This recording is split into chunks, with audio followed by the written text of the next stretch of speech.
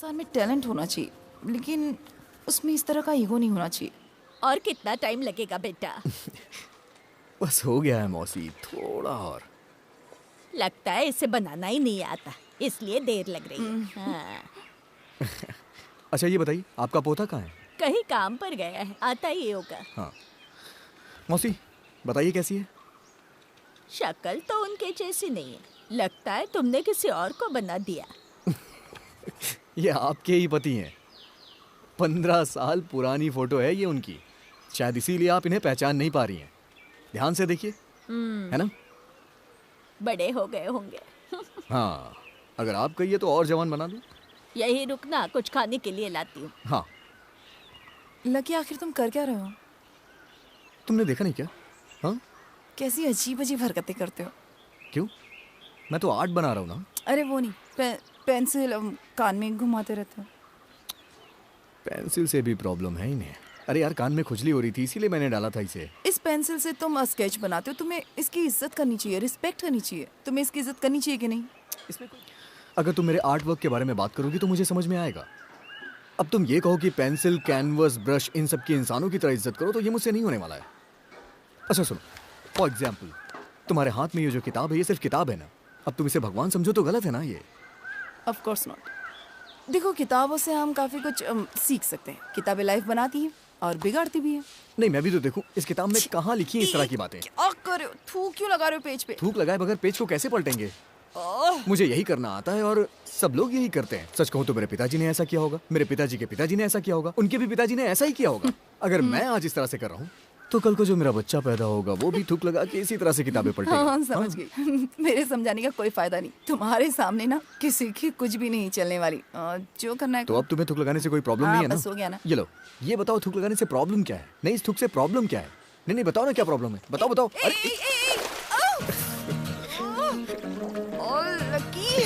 थूक लगाने के चक्कर में तुम पानी में गिर गई।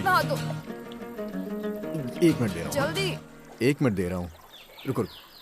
अरे नहीं। भगवान, एक पता नहीं इस पानी में किसने किसने थूका होगा। चले, मेरा हाथ पकड़ो। आ जाओ आ जाओ। आराम से आराम से आराम से आराम से आ जाओ।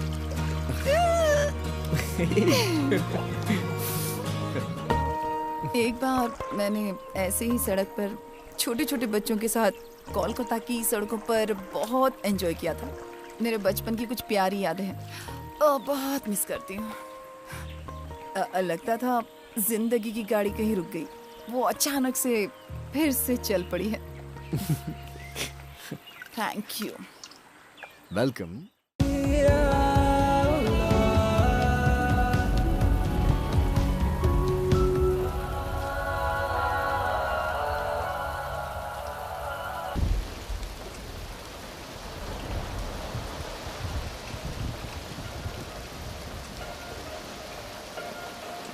सर, अगर आपकी जांच हो गई है तो हम लाश को पोस्टमार्टम के लिए भेज दें?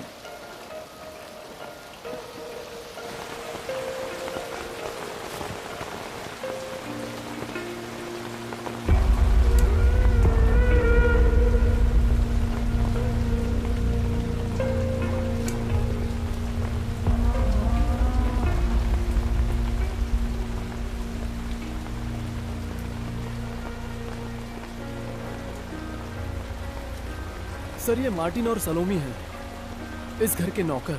इन्होंने पहले देखा सर। आप दोनों कुछ देर के लिए बाहर आ जाइए। सर, आपने कहा था आज आप लीव पर हैं? मैं लीव पर था, लेकिन जयराम सर ने मुझसे कहा कि मैं खुद ही एक बार वहाँ पे जाके देख लूँ। अच्छा, वैसे ये आदमी बहुत ही बड़ा फेमस आर्टिस्ट था ना? कुछ जानते हो इसके बारे में? थोड़ा बहुत जानता हूँ सर। लक्की नाम था इसका। आज से करीब 2 महीने पहले इसका और इसके दोस्तों का एक कंपनी से झगड़ा हुआ था। दोनों पार्टी के लोगों को उस झगड़े में काफ़ी चोट आई थी, और झगड़े में तो सर ऐसा होता ही है। उन्होंने रिपोर्ट फाइल की थी। अच्छा। और उसके बाद पुलिस से कुछ लोग वहाँ गए थे। मेरी भी ड्यूटी वहीं पर थी। आप लोग यहाँ पर कब से रह रहे हो? सर, हम यहाँ 5 साल से काम कर रहे हैं। लकी की माँ के मौत के बाद से हम लोग यहीं पे हैं। सुबह क्या हुआ था बताओ? जब हम आए तब दरवाजा खुला था। जब मैं कॉफी लेकर आई तो सर अपने रूम में नहीं थे। फिर मैं उन्हें इस हाल में देख कर रोने लगी। ये जाकर डॉक्टर को लेकर आए। हाँ सर, डॉक्टर ने चेक करके बताया कि लकी अब नहीं रहा। जब मैं आया तब डॉक्टर यही था। हमने स्टेटमेंट ले ली है। हमें समझ नहीं आ रहा है, ये बात हजम नहीं हो रही है। हमने कभी कभी ऐसा सोचा नहीं था। इसका मतलब तुम यहाँ रहते नहीं हो? नहीं सर, हम पास की बस्ती में रहते हैं, यहाँ से 2-3 किलोमीटर दूर। हम कुछ सामान लेने निकल गए थे और वैसे भी सर अकेले ही रहते थे। वैसे आप दोनों यहाँ किस वक्त आते हो? हम यहाँ सुबह 6 बजे आते हैं, तब लकी एक्सरसाइज और साइकिल चलाने के लिए जाते थे। वो कभी कभी रात में घर नहीं आते थे, बाहर ही सो जाते थे। पूरा घर बिखरा रहता था और दरवाजा भी खुला रहता था। और वो काफी गहरी नींद सोते थे। हाँ। कई बार आवाज लगानी पड़ती थी। अच्छा, ये लकी के माँ बाप नहीं थे क्या? जब लकी की उम्र 6 साल की थी तभी उनके पिता की मौत हो गई, लेकिन उनकी माँ ने कभी एहसास नहीं होने दिया कि उनके पिता अब नहीं रहे। कुछ दिनों के बाद एक बीमारी की वजह से उनकी माँ भी गुजर गई। लकी पर इसका गहरा असर हुआ। इस सदमे से बाहर आने में उन्हें काफी वक्त लगा। इसीलिए उनके मास्टर शिवा ने उन्हें काम पर लगा दिया। वो लकी को पेंटिंग सिखाते थे। तेरे बिना तेरे बिना तेरे बिना तेरे बिना तेरे बिना हम कहाँ। और इसी पेंटिंग की वजह से शिवा सर और मोहल्ले के कुछ लड़कों के बीच लकी की अच्छी जान पहचान हो गई। श्री साई नाम की एक कंपनी से इन सभी लड़कों का झगड़ा चल रहा था। उस वक्त बहुत बड़ा झगड़ा हुआ था जब इन लड़कों ने उस कंपनी की दीवार पर पेंटिंग बनाकर कुछ लिख दिया था सर। उनके अलावा हम लकी के किसी दुश्मन को नहीं जानते। उसके बाद 3 महीने के लिए एक लड़की उनके साथ रहने के लिए आई। उस लड़की का नाम निहारिका था। वो दोनों साथ में बहुत खुश रहते थे, हमेशा हंसते रहते। हमने सोचा लकी सर उससे शादी करेंगे। जब 2 हफ्ते पहले हम यहाँ आए तो हमने उसे नहीं देखा और पूछा तो लकी सर ने कहा कि वो बैंगलोर चली गई है। उसके जाने के बाद लकी काफी तनाव में रहने लगा। जब हमने लकी सर को गौर से देखा तो वो परेशान लग रहे थे, जैसे कोई बड़ा दुख अपने अंदर छुपा लिया हो। आप दोनों ने कल कुछ अजीब होते हुए देखा? जब हम कल शाम को निकल रहे थे तो एक कुरियर आया था। शायद उसी लड़की ने भेजा था। इन्होंने जिनके बारे में बताया सबको ट्रेस करो। शिवा, निहारिका और Shri Sai builders. Okay sir. हाँ, काम हो गया फातिमा, तुम रेडी रहो। ठीक है, तो मैं अभी निकलता हूँ। दरअसल मुझे फातिमा के साथ किसी अर्जेंट काम के लिए जाना है। तुम बाकी का सारा काम देख लो और कुछ सस्पिशियस मिलता है तो मुझे कॉल करना। जी सर। और फॉर्मेलिटीज होने के बाद लाश पोस्टमार्टम के लिए भेज देना। और इस बीच अगर इसका कोई रिश्तेदार यहाँ पर आता है तो उससे पूरी इंक्वायरी कर देना। और किसी को लाश के पास आके रोने मत देना। एक काम करो, किसी को अंदर आने ही मत देना। और सारा काम होते ही जगह सील कर देना। Okay sir. ठीक है, तो मैं कल मिलता हूँ। हम रात को फोन पे बात कर लेते हैं। सर हाँ, शाम को मेरी बेटी की बर्थडे पार्टी पे जरूर आना। 7 से 7:30 के बीच आ जाइएगा। ओके ठीक है, चलता हूँ। Okay sir. Sir, Jairam sir कहाँ हैं? सर, क्या हुआ अकबर? हमने इनिशियल इंक्वायरी शुरू कर दी है सर। बाकी सारा काम तो आलोक संभाल लेगा। ओके अकबर, मीडिया वालों को इस बारे में खबर हो गई है। इससे पहले वो अपना इस पर रिव्यू दें, हमें जल्द ही इस पर अपना एक्शन लेना होगा। मैं और आलोक कल से इस पर सीरियस इंक्वायरी करेंगे सर। मुझे लगता है तब तक पोस्टमार्टम रिपोर्ट भी आ जाएगी। ठीक है, अभी तुम निकल सकते हो, मैं बाद में बात करता हूँ। ओके सर, रखता हूँ। एंटोनी भाई, एक काम करो, उनका स्टेटमेंट लेकर उनको यहाँ से जाना। Okay sir. ओके, चलता हूँ। सोच समझ कर ये डिसीजन ले रहे हो ना, क्योंकि डिवोर्स लेते वक्त तुम दोनों से पहला सवाल यही पूछा जाएगा।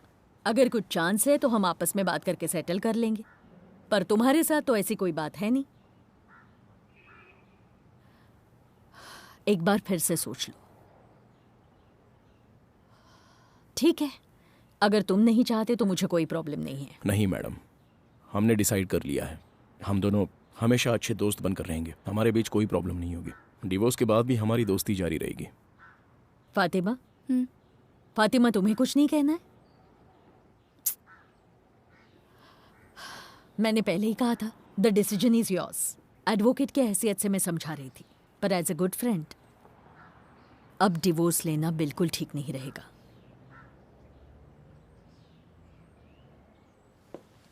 ठीक है, आप केस फाइल कीजिए।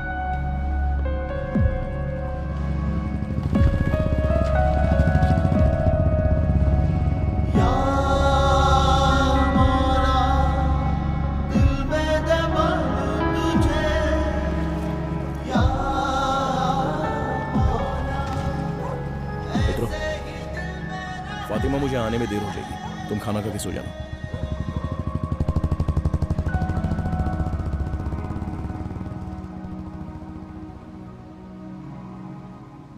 आइए आइए भाई साहब। हैप्पी बर्थडे बेटा। थैंक यू भाई साहब, थैंक यू। हाय। और कैसे हैं? इतनी देर से क्यों आए? थोड़ा काम था। हाँ हाँ, सही कह रहे हो। आपको शुगर तो नहीं है ना?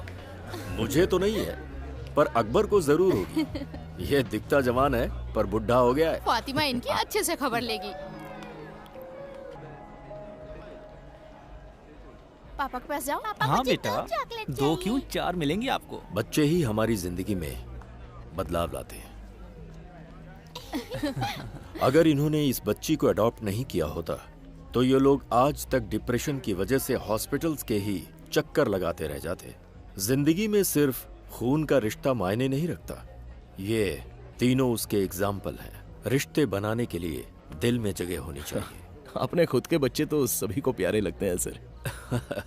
सही है, पर दूसरों को अपनाना आसान नहीं होता। Anyway, let's come to our topic. Alok ने ब्रीफ इंक्वायरी की है। इस केस में मिर्च मसाला लगाने के लिए मीडिया वाले कांटेक्ट कर रहे हैं। So what's your initial thought about it? अभी तक हम कुछ क्लैरिफाई नहीं कर पाए हैं। पोस्टमार्टम रिपोर्ट आने से पहले ही किसी भी कंक्लूजन पर बोलना सही नहीं होगा सर। मैंने भी उन लोगों से यही कहा। मैं यहाँ आ रहा था तो मेरी बेटी ने लकी के बारे में बताया।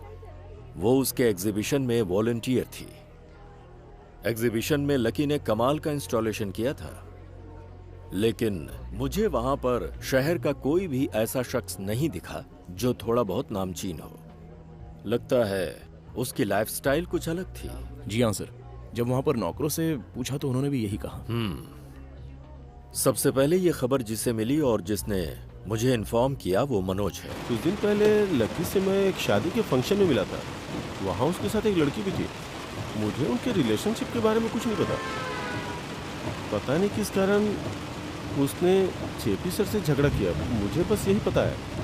जेपी मतलब जयप्रकाश, टाइम्स मैगजीन में आर्टिकल्स लिखते हैं। हाँ, वो काफ़ी फेमस राइटर है। उस दिन लकी ने उनसे झगड़ा किया और उनके ऊपर काफ़ी सारे आरोप भी लगाए। उसके बाद वो लड़की लकी को ज़बरदस्ती वहाँ से लेके चली गई। मुझे लगता है जेपी सर का कोई ना कोई कनेक्शन होगा। मुझे नहीं लगता कि इसकी वजह कोई रिवेंज है। अगर उसके नौकरों की माना जाए तो वो हमेशा अपनी दुनिया में ही बिजी रहता है। ये घटना बहुत ही अजीब परिस्थिति में हुई है। ऑटोप्सी रिपोर्ट आने के बाद ही पता चलेगा।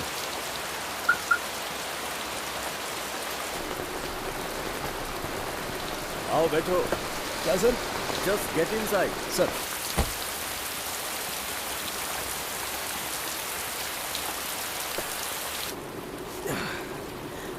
देखो, ये परिवार का मामला है। अकबर, कुछ रिश्तों को इतनी आसानी से नहीं तोड़ना चाहिए, तालमेल बिठाना चाहिए। अभी 7-8 महीने पहले ही तुमने फातिमा से निकाह किया था। मैं वजह जानता हूं। उसका नाम क्या है? जैनेट। जैनेट को ना भुला पाना ही तुम्हारी प्रॉब्लम है। सर, मैंने अभी जो भी फैसला किया है सोच समझ कर किया है। अब और इस पर क्या डिस्कस हो सकता है? क्यों नहीं हो सकता? इसमें सिर्फ तुम और फातिमा ही शामिल नहीं हो।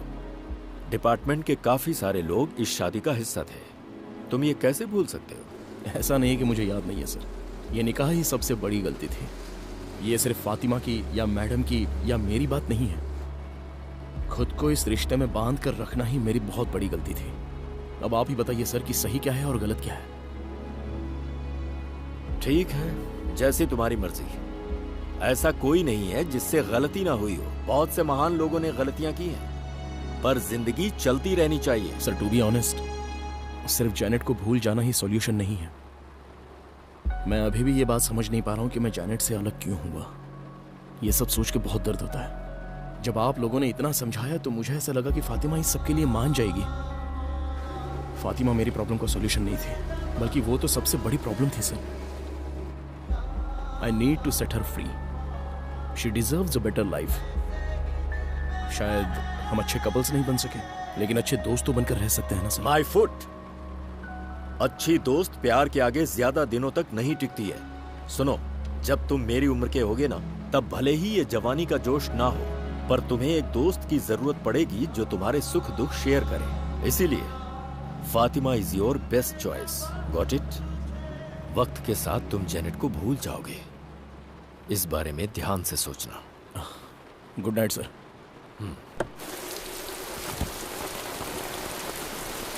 Okay sir. Okay. Jairam sir ने कहा कि जेपी के बारे में पता लगा। Yes sir. वो शहर में है या नहीं ये देख लेना। ठीक है सर। और अगर वो यहाँ पर है तो हम उससे मिल लेते हैं। ओके। कल सुबह घर पे आ जाना मेरे। हाँ ओके। बाय बेटा। बाय बोलो बेटा। बोलो। Very good. ठीक है, तो मैं चलता हूँ। जी सर।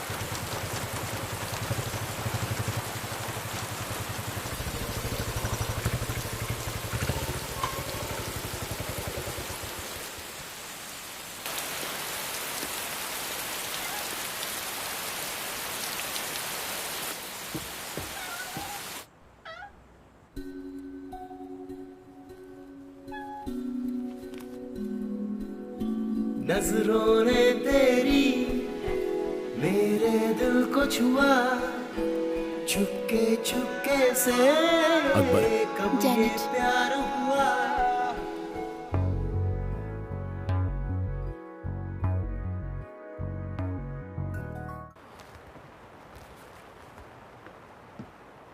लकी इतना फेमस आर्टिस्ट था। हाँ, ये सुनकर मुझे आश्चर्य हो रहा है सर। बुरा हुआ।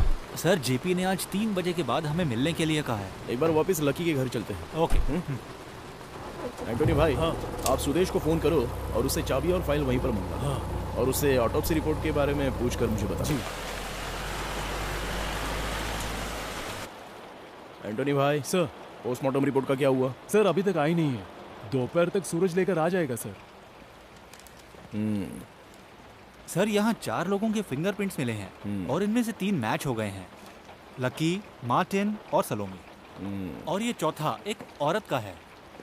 बेशक ये निहारिका के ही होने के चांसेस हैं। कंफर्म करके बता देना। Okay sir. जरा ये कैब पकड़ना तो।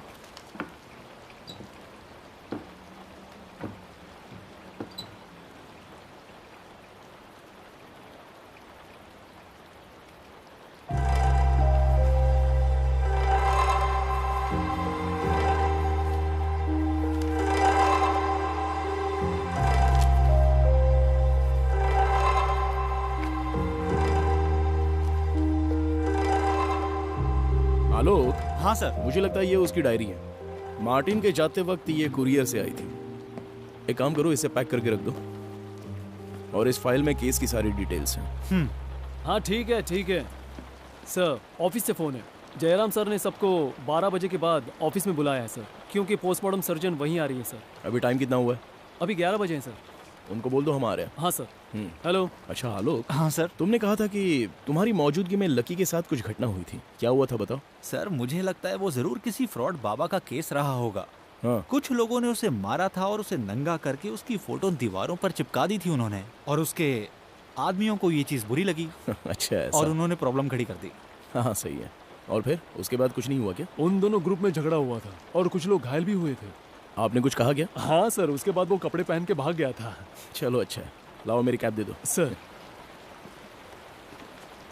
डॉक्टर, मैं आपसे सीधे मिलना चाहता था, वरना रिपोर्ट आप इन्हें ही देकर चली जाती। I guess we have something. Yes sir, we have found something.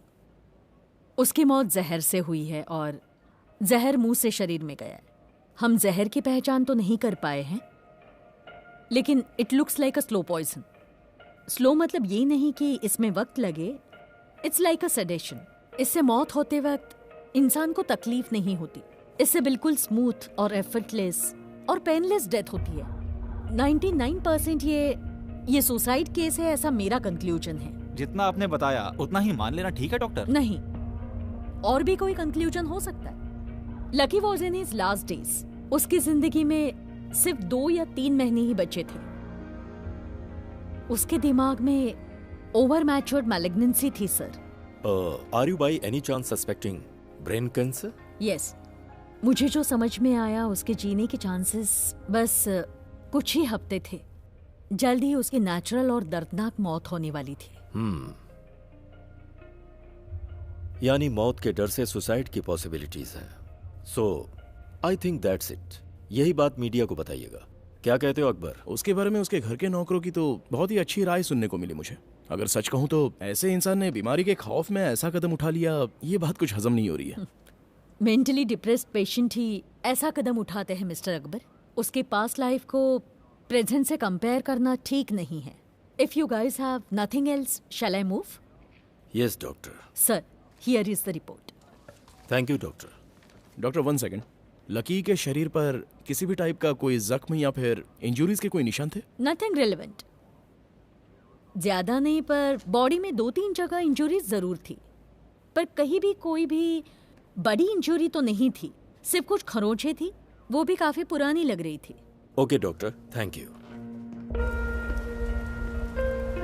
क्या हुआ अकबर? सर, तुम कुछ कंफ्यूजन में लग रहे हो। तुम्हारी थियरी में कुछ लूप होल्स हैं क्या? लूप होल्स नहीं है सर। तो फिर? जब मैं इन्वेस्टिगेशन कर रहा था तो लकी के नौकर से मेरी बहुत देर तक बातचीत हुई थी। उसी दौरान उसने मुझसे कहा था कि लकी के चेहरे पर एक अजीब सी परेशानी थी, और सिर्फ इतना ही नहीं, एक लड़की कुछ महीनों से उसके साथ में रह रही थी। इसका मतलब यह है कि उन दोनों के बीच में एक अच्छी रिलेशनशिप रही होगी। लेकिन जिस दिन हादसा हुआ तभी वो लड़की अचानक वहां से गायब हो गई, ऐसा मुझे स्टेटमेंट में पता चला। सो इस केस की सच्चाई तभी सामने आएगी जब हम उस लड़की तक पहुंच पाएंगे। अगर तुम्हें इसकी जरूरत लगती है तो यू प्लीज प्रोसीड। अभी के लिए मैं मीडिया के सामने ऑटोप्सी रिपोर्ट के अकॉर्डिंग बताऊंगा। देखते हैं वो क्या लिखते हैं। तब तक उन्हें अपना दिमाग लगाने दो। तुम जा सकते हो। Okay sir. या जैसा कि मनोज ने हमें बताया और उस सर्वेंट ने भी जेपी और उस लड़की का नाम लिया था, तो हमें इन दोनों से कुछ लीड मिल सकती है। उसने आज शाम को मिलने के लिए कहा है। अच्छा। हाँ। लकी की डेड बॉडी का क्लेम करने के लिए कोई रिलेटिव आया था? अभी तक तो कोई नहीं आया सर। हाँ, मुझे लगता है उसका कोई क्लोज रिलेटिव था ही नहीं। हो सकता है कोई 1-2 दिन में क्लेम करने के लिए आ जाए। चलो जेपी से मिलते हैं। हाँ। अच्छा हुआ वो मर गया। वो उसे अपने घर ले गया और मरने के लिए छोड़ दिया।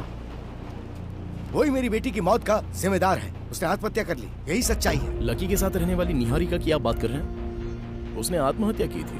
कब की थी? कुछ ही दिन पहले। इससे बुरा और क्या हो सकता है? कहाँ की थी? बेंगलोर में, अपने ही घर में। तो इस बारे में आपने लकी को बताया था? क्यों बताऊं? कौन है वो? Okay, by the way mister JP, आप निहारिका के बारे में कैसे जानते हैं? मिस्टर अकबर, निहारिका मेरी भांजी थी। मेरी सगी बहन की बेटी थी वो। उसको मैंने पाला पोसा है, भांजी की तरह नहीं, अपनी बेटी की तरह। और वो उसे ले गया, स्काउंड्रल। मैं अब भी उस सदमे से उबर नहीं पाया हूं। उस आदमी की बात करना बेकार है, लेकिन नेहा, हम उसे बचपन से इसी नाम से बुलाते थे, निहारिका बैनर्जी। बैनर्जी? ये तो बंगाली सरनेम है ना? हाँ, बंगाली है। जय सुधा, उसकी शादी एक बंगाली से हुई थी, आशुतोष बैनर्जी। बंगाली राइटर थे वो। पढ़ाई के दौरान उनकी मुलाकात हुई। जब निहारिका 3 साल की थी, he passed away. It was an accident. उसके बाद वो ज्यादा दिन कोलकाता नहीं रुकी। बैंगलोर के एक इंस्टीट्यूट में जयसुधा को केमिस्ट्री डिपार्टमेंट में लेक्चरर की पोस्ट मिल गई। तब से वो वहीं सेटल हो गई। यहाँ की पढ़ाई और पालन पोषण बैंगलोर में ही हुआ। वो हमेशा सीरियस रहती थी, बिल्कुल अपने पिता की तरह। वो बचपन से ही अपने पिता की तरह राइटर बनना चाहती थी, और अपनी माँ की तरह उसका पढ़ाई में बहुत मन लगता था, और वो केमिस्ट्री में बहुत एक्सपर्ट हो गई थी। उसके बाद उसने मास्टर्स और पीएचडी की। अच्छा, तो क्या निहारिका यहाँ पर भी कुछ दिनों के लिए रहने आती थी? नहीं नहीं, एक बार अपनी पीएचडी के सिलसिले में यहाँ आई थी वो। और उस वक्त इंडस्ट्रियल केमिस्ट्री पर रिसर्च कर रही थी। उसने यहाँ रहकर 2 महीने तक एकरी सेट में काम किया था और यहीं रहती थी वो। उसके बाद उसकी मुलाकात लकी से हुई और वो यहाँ से चली गई। यहाँ से जाने के बाद आपकी उससे मुलाकात हुई? कई महीने उसे उसके साथ देखा था मैंने। एक बार एक पार्टी में मेरी उससे मुलाकात हुई थी, लेकिन उसने मुझसे ठीक से बात तक नहीं की, फिर वहाँ से भी चली गई। अच्छा, ये सब कुछ तो ड्रीम हॉल की पार्टी में हुआ था ना? हाँ, लेकिन आपको कैसे पता? मुझे पता चला है कि लकी और आपके बीच में वहाँ पर झगड़ा हुआ था। आप लकी या निहारिका के किसी दोस्त से मिलते थे? नहीं तो। मुझे बाद में पता चला कि वो बैंगलोर चली गई। मुझे लगा उसे लकी की सच्चाई पता चल गई होगी और सोचा कि अब वो कभी ऐसा दोबारा नहीं करेगी। उसके बाद उसने अपने आप को कमरे में बंद कर लिया और आखिर में निहारिका ने सुसाइड कैसे किया था? जहर खाकर। वो उस दिन शाम तक अपने कमरे से बाहर ही नहीं निकली। पता चला वो डीप स्लीप पे थी। ये सब उस कमीने की वजह से हुआ। सर, नेहा को उसी ने मारा।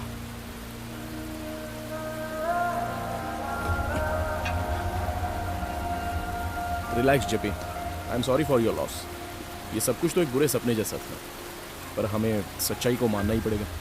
चलो ठीक है, 2 हफ्ते बाद हम फिर से मिलेंगे, क्योंकि इस केस को सॉल्व करने में हमें आपकी मदद की बहुत ज़रूरत पड़ेगी। Okay? Sorry for. It's all right. चलो। Thank you.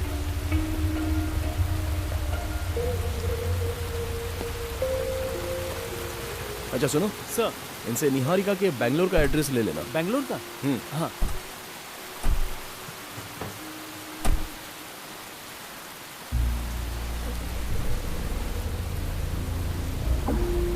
मुझे लगता है हमें इस पर नजर रखनी चाहिए। बैंगलोर में तुम्हारा कुछ कनेक्शन है क्या? है सर। इस एड्रेस से बैंगलोर के पास के पुलिस स्टेशन को लोकेट करो। उनसे निहारिका की मौत के बारे में पता लगाओ। देखते हैं वो लोग इस मौत के बारे में क्या बताते हैं। Okay sir.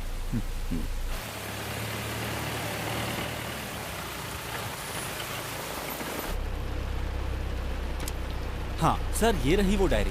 हाँ, अच्छा तुमने लकी के दोस्त के बारे में मुझे बताया हाँ था? सर, शिवा। वो अभी तक नहीं मिला, पर हमें पता चला है कि वो अब वहाँ नहीं रहता।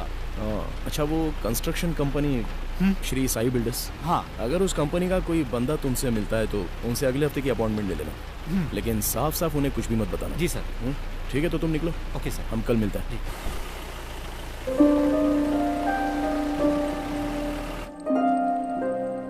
लगता है सर आ गए मैडम।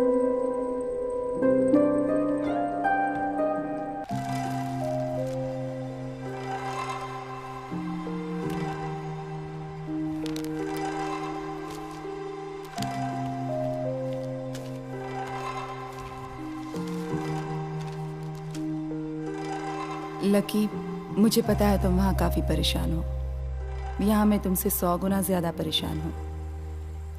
तुमने मुझे अपने साथ नहीं रखा और मुझे यहाँ भेज दिया। चलो छोड़ो, इस लेटर के साथ ये डायरी भेज रही हूँ, शायद तुम्हें देखकर अच्छा लगे। तुम बिना मुझे बताए मेरी डायरी पढ़ना चाहते थे। आराम से पढ़ो। मैंने कहा था नहीं कि मैं ये डायरी तुम्हें तब दिखाऊंगी जब तुम इसे पढ़कर समझने के काबिल हो जाओ। हमारी मुलाकात एक झगड़े से हुई थी, तभी से मुझ में फीलिंग्स जाग उठी थी, पर मुझे नहीं लगा था कि ये सब ऐसे खत्म हो जाएगा। इसलिए ये लेटर भेज रही हूँ। इसमें छोटे मोटे झगड़े, प्यारी यादें और हमारे बीच जो कुछ भी हुआ सब है। इसे पढ़ने से पहले तुम अच्छे से आराम कर लेना। एक बार सब कुछ दोबारा पढ़ना। इसे पढ़ने के बाद तुम मुझे अपने पास पाओगे। तुम्हें ऐसे लगेगा जैसे मैं तुम्हारी यादों में हूँ। तुम्हारी निहारिका। लकी, तुम इतने शॉर्ट टेम्पर्ड क्यों हो? तुम एक आर्टिस्ट हो। तुम चीजों को शांति से सॉल्व कर सकते हो। गुस्सा क्यों करते हो? मुझे पता है तुम्हारा गुस्सा छूटा है, इसलिए ये ज्यादा वक्त नहीं रहता। मुझे लगता है हमारी फ्रेंडशिप काफी लंबी चलेगी। नेहा उधर देख। वो वाला? कितना सुंदर है ना? है तो। चलो वहाँ चलते हैं। तुम्हें समझ नहीं आता, आज संडे है और तुम मुझे ये सब बकवास चीजें दिखाने ले आई। तुमने तो कहा था कि घर पे बोर हो रही हो। शॉपिंग करने से अच्छा है कि हम यहाँ पे आ गए। अगर तुम्हें इंस्टॉलेशन पसंद नहीं आए तो चल के पेंटिंग देखते हैं, वो पसंद रहने आएगी। दो, ये पेंटिंग किसी को समझ में नहीं आने वाली। पेंटिंग, अरे बाप रे, ये क्या फालतूगिरी है। इन सब के बारे में ऐसा मत कहो, सबका अलग अलग मतलब होता है। मतलब इन्हें खूबसूरत सिनेरियो या हम जैसी खूबसूरत लड़कियों की पेंटिंग बनानी चाहिए। ये एक डिप्रेशन है, फटाफट बना दिया। मुझे तो इसमें बस यही सब दिख रहा है। क्या कहा? हाँ, फटाफट बन गया? तुम्हें पता है इसे बनाने में कितना समय लग गया? 2 महीने। 2 महीने लगे? और इसमें अब रहने भी दो बॉस, शौक पूरा करने के लिए तो 3 महीने भी लगा सकते थे। तुमने तो कहा था कोई ग्रेट आर्ट लवर है, इसमें ऐसा तो क्या ग्रेट लग रहा है तुम्हें? ये कोई चम्मच से खाना खाने जैसा नहीं है। इसके बारे में तभी पता चलेगा जब इसे दिल से देखा जाए। ये जगह कोई टाइम पास करने वाली या बकवास से कमेंट्स करने वाली नहीं है। हाँ तो बोर्ड लगाना चाहिए ना कि हम जैसे लोग यहाँ नहीं आ सकते। हाँ गलती हो गई, बोर्ड लगाना चाहिए था। हमें नहीं पता था कि यहाँ कोई भी मुंह उठा के आ जाता तो फिर तुमने ये शो यहाँ रखा ही क्यों? हाँ, तो पता जाओ नहीं ना, वो क्या चल समझता है। रहा हूँ। बड़ा ग्रेट किसी चीज का सेंस होता नहीं है। अरे लकी, तू वहाँ क्यों पंगे ले रहा है? देख, यहाँ कुछ प्रॉब्लम हो गई है, मैं अभी जाके आता हूँ, तू यहीं रुकना। हुआ क्या चल रहा है? क्या हुआ?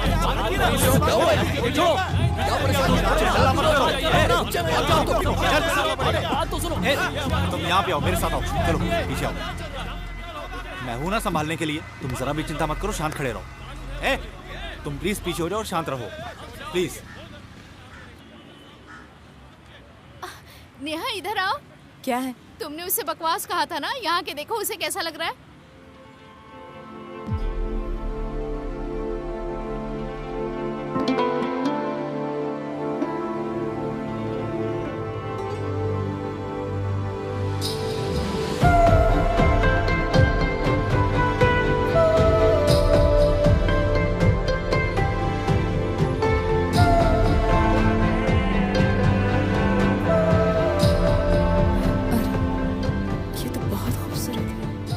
बिना सोचे समझे कुछ नहीं कहना चाहिए। तुमने बहुत बड़ी गलती कर दी नेहा।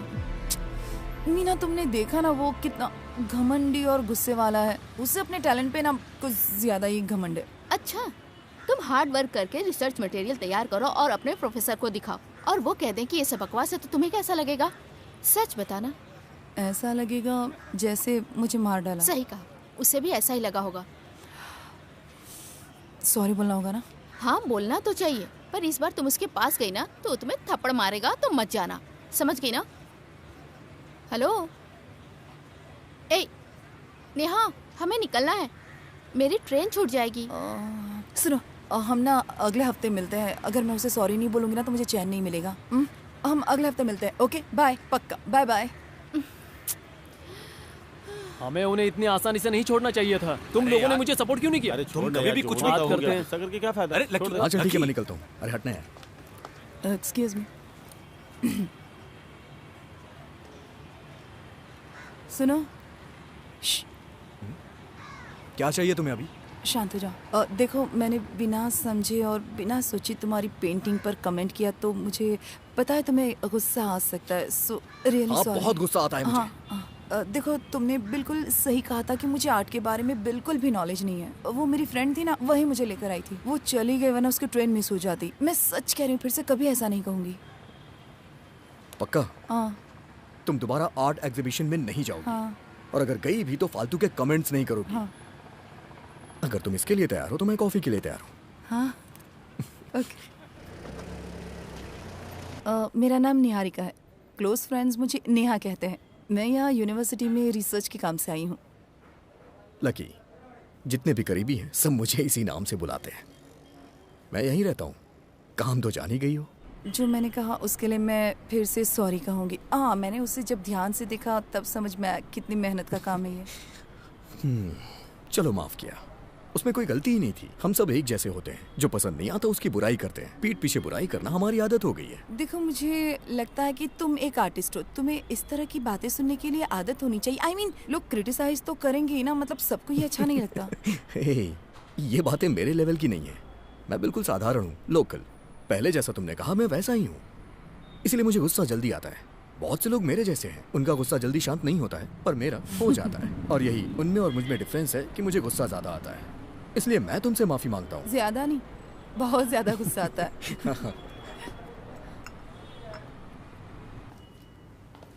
अच्छा, यहाँ से मुझे सिटी में जाने के लिए ऑटो या बस तो मिल जाएगी ना? ओह, तो तुम इस शहर की नहीं हो? हाँ? तो ये बताओ, तुम्हें अपना स्टॉप पता है या नहीं? चलो कोई बात नहीं, वैसे मैं अभी फ्री हूँ, इस बार मैं तुम्हें ड्रॉप कर दूंगा। ओके। जहाँ जाना है वहाँ का एड्रेस तो है ना? हाँ, एड्रेस बैग में है। चलो फिर चलते हैं। अच्छा, तुम यहाँ पहले कभी आई हो? यहाँ आके बहुत शांति मिलती है, कमाल का बीच है ये। इस बीच पे तो मछलियाँ पकड़ी जाती हैं। वो तो हर बीच पे पकड़ी आइए मैडम, देखिए सर, ये आपने क्या किया? ये हमारी रोजी रोटी है, लेना है तो लीजिए, नहीं तो चले जाइए। तो क्या तू इसे मेरे मुंह में डाल देगा? किसी को मार के जीना पता नहीं कैसे सीखते हैं ये लोग। सारी अब मछली, इसी से हमारा घर बार चलता, पता है? समझे आप? प्लीज और आपने इसे धक्का क्यों दिया, बताएंगे जरा हमें? मैंने जानबूझ के नहीं सामने किया। हीरो बन रहे हो। क्या हो रहा है रे? लगता है इसे सीधी बात समझ में नहीं आती। मैडम इसे लेके जाइए यहाँ से, वरना यहीं गाड़ देंगे। क्या कर लेगा तू? क्या कर लेगा तू? क्या कर लेगा? ये तुम पागल हो क्या? इतना गुस्सा करने की क्या जरूरत थी?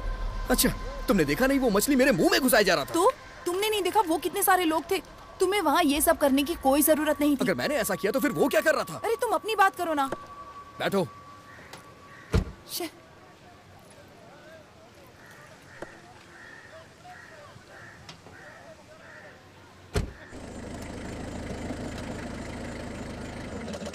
ये तो मिस्टर जेपी का घर है। हाँ। निहारिका, मैंने तुमसे कहा था ना, मैं दरअसल अपने गुस्से पे कंट्रोल नहीं कर पाता।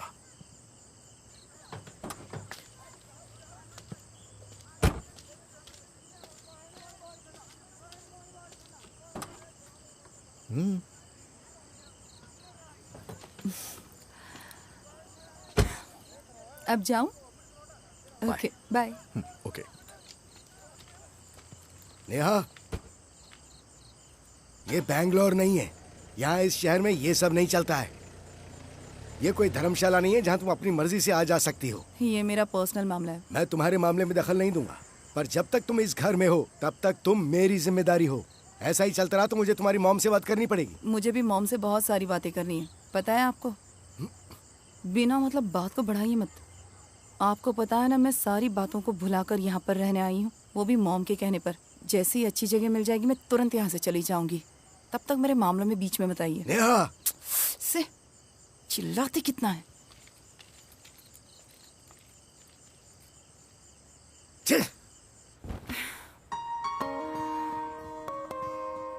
सच बताना लकी, तुम्हारे कितने और रूप थे। जब मैं पहली बार तुमसे मिली तुम कितने गुस्सैल इंसान थे, और बाद में बिल्कुल सीरियस हो गए, और अब तो पूरी कहानी ही बदल चुकी है। कोई बात नहीं, चाहे कोई भी रूप हो, तुम अच्छे हो। उस रात मुझे लगा झगड़ा करने और खिंचाई करने के लिए हम अच्छे दोस्त बन सकते हैं, पर अब मुझे लगता है तुम पूरी जिंदगी मेरे साथ रहकर मुझे सही रास्ता दिखाओ। तो क्या कहते हो, मेरा साथ दोगे ना? एक बात कहूं, तुम चाहे कितनी भी कोशिश कर लो, मैं आसानी से नहीं मानूंगी। हाँ, ये जगह भी एक छोटा सा एग्जीबिशन लगती है। अब मैं अंदर आ जाऊं या तुम मुझे ऐसे ही घूरते रहोगे? तुम यहाँ आराम से आ सकती हो, बस यहाँ की चीजों पे कमेंट्स मत करना। यहाँ का एड्रेस किसने दिया तुम्हें? दरअसल मुझे एक पेंटिंग चाहिए थी। उस दिन वो मेरी फ्रेंड थी ना, वो मुझे सारा दिन डांटती रही और झगड़ा करती रही, इसलिए मैं यहाँ आई हूँ। अभी उसका बर्थडे आ रहा है तो मैंने सोचा कि उसे गिफ्ट में एक अच्छी सी पेंटिंग दी जाए। काफी लोगों से पूछा तो यहाँ का एड्रेस मिला, और यहाँ आकर पता चला तुम तो इंटरनेशनल आर्टिस्ट हो। पहले सोचा वापस लौट जाती हूँ, फिर लगा एक ऑटोग्राफ तो ले ही सकती हूँ। अच्छी बात है। वैसे गलती हो जाने के बाद उसे सुधारा नहीं जा सकता है। समझ में आई बात तुम्हारे? ओके। यहाँ आने में तुमने बड़ा रिस्क ले लिया है। हाँ। लड़कियों की नजर में एक आर्टिस्ट की इमेज बहुत खराब होती है, खास करके अगर वो लड़की स्मार्ट हो, खूबसूरत हो और अकेली हो तो खतरा ज्यादा बढ़ जाता है। तुम्हारे बारे में सब कुछ जानकर ही तो मैं यहाँ आई हूँ। उस रात तुमने मुझे ड्रॉप किया था ना, उसके बाद मेरे मामा लगातार तुम्हारी बुराई कर रहे हैं। कम से कम 10 लेक्चर सुना दिए होंगे। कौन? जेपी? उन्हें तो सब अच्छा कहते हैं। शायद। यहाँ पर तो सभी कहते हैं कि वो बहुत ही शानदार राइटर हैं। उनकी राइटिंग में जादू है, वो दूसरों से बिल्कुल अलग लिखते हैं। हे, वहीं रुक जाओ। क्या हुआ? अरे रुको तो सही। क्या?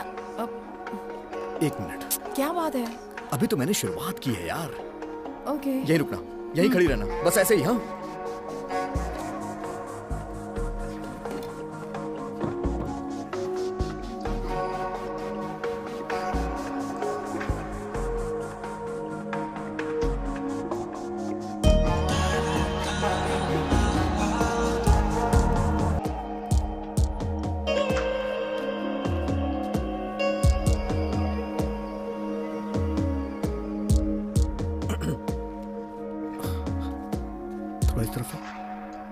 इस तरफ इस तरफ। अरे यार, पेंट लग गया था। हाथ इस तरफ। परफेक्ट।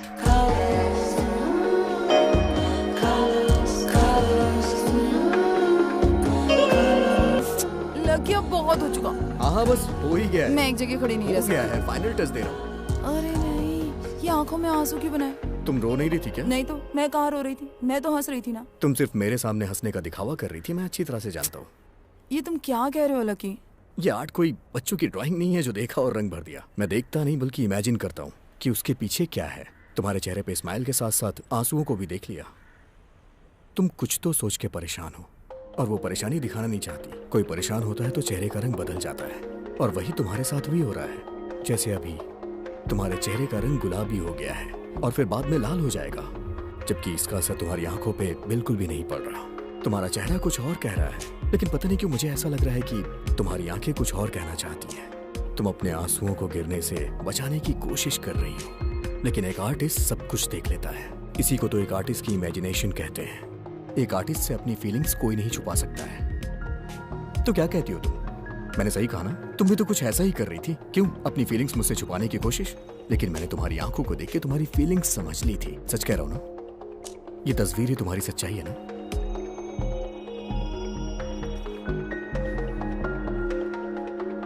तुम सच्चाई मान क्यों नहीं लेती? लकी, अभी तुम मेरे मामा के बारे में क्या कह रहे थे? किसी दिन उन्हें यहाँ लेकर आओ, उन्हें वहां बिठाओ और उनकी पेंटिंग बनाओ, तब उनका असली चेहरा तुम्हारे सामने आ जाएगा। पर वो इतने बड़े एक्टर है ना, तुम्हें भी बेवकूफ बना देंगे। तुमने बिल्कुल सही कहा। मैं वहां खड़ी रहकर उसी के बारे में सोच रही थी। उसने मेरा पूरा बचपन बर्बाद करके रख दिया। उसके बारे में सोचकर ही मुझे घिन आती है। तुम जानते हो, एक लड़की जब अपने पिता को खो देती है तब उसका मामा उसकी माँ का सिर्फ भाई बनकर नहीं रह जाता, लड़की का बाप भी बन जाता है। मैं तो यही सोचती थी। वो हमें बेंगलोर लेकर आए, हमेशा हमारी परवाह भी करते रहते थे। वो एक बहुत ही जिम्मेदार इंसान थे, पर फिर सब बदल गया। उनके प्यार करने का तरीका भी। वो जिस तरह से अपना प्यार जताते थे वो बिल्कुल अलग तरीका था। मेरी कभी हिम्मत ही नहीं हुई कि मैं अपनी माँ के भाई, उनके दोस्त या उनके मेंटर के बारे में कुछ गलत कहूँ। वो माँ की मदद के लिए हमेशा तैयार रहते थे। उन्होंने अपनी भांजी और बहन के लिए अपनी पूरी जिंदगी और जीने का तरीका ही बदल दिया। काफी समय तक मैं यही सोचती थी, लेकिन 2 साल के बाद मेरे साथ हर समय सिर्फ बुरा बर्ताव किया जाता। मैं समझ रही थी। एक दिन मामा मुझे वॉक पर अपने साथ ले गए। मैं उनसे थोड़ी दूरी बनाकर चल रही थी। वो मुझे एक शॉर्टकट से ले गए। वो बहुत ही वीरान जगह थी। उससे ज्यादा मैं लाइफ में कभी नहीं चली थी। और उस दिन मुझे अपनी दिल की धड़कनें सुनाई दे रही थी। मुझे कुछ समझ में नहीं आया, पर जिसका मुझे डर था वहां ऐसा कुछ नहीं हुआ।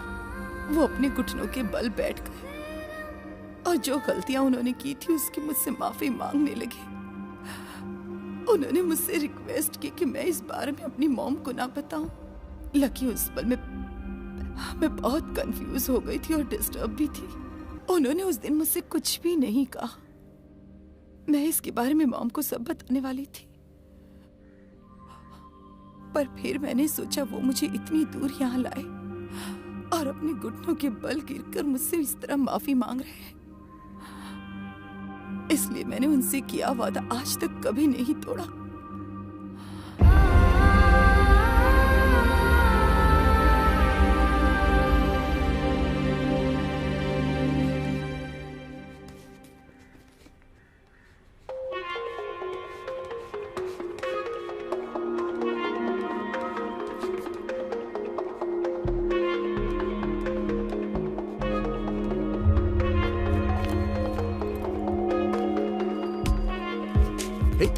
निहारिका रुको तो, लकी हटो, रुको।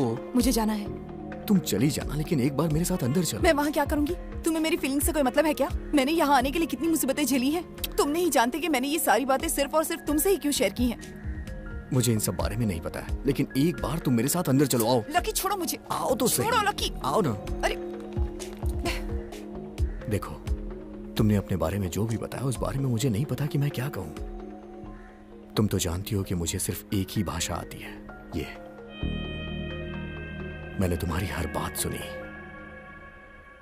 उसने तुम्हें इसलिए डराया क्योंकि तुम उससे डरा करती थी, लेकिन अब तुम आजाद हो।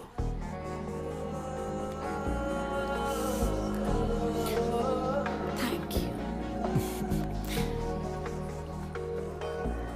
अब बताओ, तुम्हें अपने दोस्त को कौन सी पेंटिंग देनी है? अपनी फ्रेंड को गिफ्ट में पहले ही दे चुकी हूँ। तुम हंस क्यों रहे हो? कुछ नहीं। अच्छा, अब मैं चलती हूँ। Okay, bye. बाय।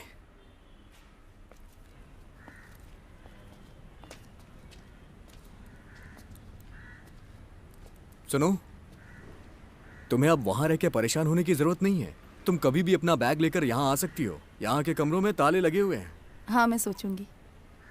अगर तुम्हें अकेले सोने में डर लगे तो मैं साथ सो जाऊंगा। I don't mind. कहाँ ना सोचूंगी। अगर तुम मुझे वहाँ रहने का ऑफर नहीं देते तो मैं वहाँ कभी नहीं आती। पर जैसे तुम्हें पता है कि मैं वहाँ पल पल घुट रही थी, वो बिना रीजन मुझसे सवाल जवाब किया करते थे, इसलिए मैं उस घर से निकल गई। उनके कॉन्टेक्ट्स की वजह से किसी होटल में रहने के लिए सेफ फील नहीं हो रहा था। तब मैंने तुम्हारे ऑफर के बारे में सोचा और मैं अपना सामान लेकर तुम्हारे पास पहुंच गई। मुझे पता था तुम्हें बहुत खुशी होगी और मैं भी जानती थी मेरे लिए भी यही अच्छा होगा।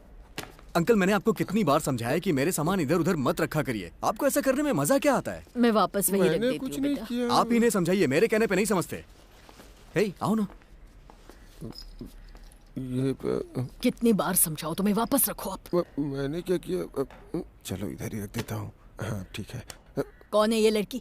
मुझे क्या पता? मुझे क्या पता है? सी, यहाँ की सारी चीजें मेरी कंट्रोल में हैं। मैं जो जब चाहूँ वो आसानी से ले सकता हूँ। यहाँ कोई भी चीज ढूंढना मेरे लिए मुश्किल नहीं है। बताइए मैडम, आपको क्या चाहिए? एक काम करिए मैडम, आप मुझसे मुझे कुछ कुछ मांगिए। नहीं चाहिए। नहीं नहीं मैडम, कुछ मांगिए ना please. Paint brush. Paint brush, paint brush. Scissors. Scissors, छोटी वाली या बड़ी वाली? मीडियम। Medium, medium. वॉलेट कहाँ है? वॉलेट तो यहाँ पड़ा है। पेन। यहाँ पेन का यूज कोई नहीं करता, इसलिए पेन नहीं मिलेगी। हम यहाँ पेंसिल यूज करते हैं। पेंसिल से लिखेंगे तो उसे मिटा भी तो सकते हैं। हाय। अरे ये रही पेन। अरे मिस्टर शिवा सर, अब तक कहाँ गायब थे? मैं टूर पर था। वैसे यहाँ चल क्या रहा है? नए चेहरे दिख रहे हैं। हेलो, कौन है ये? अभी मिलाता हूँ। यह है निहारिका। हाँ। सिर्फ निहारिका नहीं, निहारिका बैनर्जी। लेकिन जो लोग इनके क्लोज होते हैं वही इनको नेहा बुला सकते हैं। अच्छा। दरअसल ये यहाँ यूनिवर्सिटी में रिसर्च करने के लिए आई हैं। अच्छा अच्छा। नहीं नहीं, वो मेरा पेन। हाँ। अरे इनसे तो मैंने आपको मिलवाया ही नहीं। ये है मिस्टर मार्टिन, मैं इन्हें अंकल कहता हूँ, और ये सबसे अलग है। पूरा घर इन्हीं के कंट्रोल में रहता है। वो आवाज सुनी? सलोमी आंटी। सलोमी आंटी अंकल की धर्मपत्नी है। अच्छा लकी, तुम उसके बारे में बोल रहे हो? उन्हीं के बारे में। और ये हैं मिस्टर शिवशंकर, हाय। आर्टिस्ट, राइटर, ट्रैवलर, कुछ भी कह सकते हैं। सच कहूँ तो ये मेरे गुरुजी हैं। सब कुछ मैंने इन्हीं से सीखा है। ये ज्यादा हो गया। ये सब कुछ मैं अपनी जीविका चलाने के लिए करता हूँ। सलोमी जी, हाँ जी। कॉफी पियोगी ना? 2 कॉफी। आपका घर कहाँ है? बैंगलोर में। कब से जानती हैं आप इसे? ज्यादा नहीं, बस 2 हफ्तों से। हाँ। अगर देखा जाए तो इसकी जिंदगी में मुझे लेकर पूरे 10 लोग आ चुके हैं। हाँ हाँ हाँ, लेकिन सबसे ज्यादा क्लोज मैं ही रहा हूं इसके। सालों से अपनी दोस्ती है। और उसकी इसी लिस्ट में तुम्हारा भी नाम जुड़ गया है। पर मैं यहाँ कुछ हफ्तों के लिए पेइंग गेस्ट के तौर पर रहूंगी। तुम सिर्फ पेइंग गेस्ट ही नहीं, उसकी जिंदगी में और भी कुछ हो। उसने जरूर तुम्हारे बारे में कुछ सोच रखा होगा। मैं उसे बचपन से जानता हूँ। उसे आज तक कभी किसी चीज की कमी नहीं हुई। वो सभी को हंसाने की कोशिश करता रहता है, पर मेंटली थोड़ा कमजोर है। उसे जानना बहुत जरूरी है। वैसे तुम जब तक चाहो यहां आराम से रह सकती हो। एक साथ अपनों की मौत का सदमा वो बर्दाश्त नहीं कर पाया। वो 10 साल का था जब उसके पिता की मौत हुई। इस सदमे से वो आज तक नहीं उबर पाया। हमें लगा था कि धीरे धीरे सब ठीक हो जाएगा, पर वो सदमा अब उसके दिल में पूरी तरह से मौत का खौफ बन चुका था।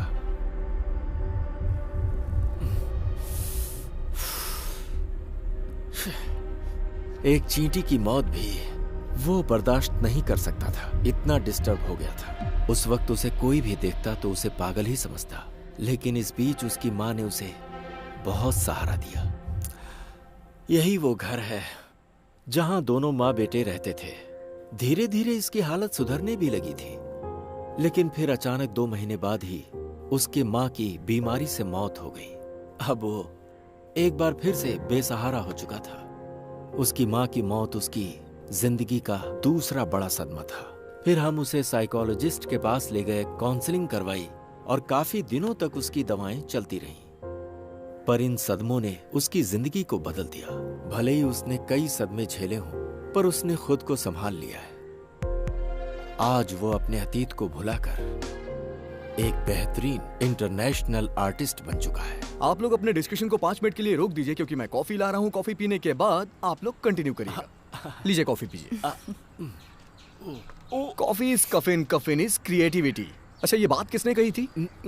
तुमने। हाँ करेक्ट, मैंने ही कही थी। हाँ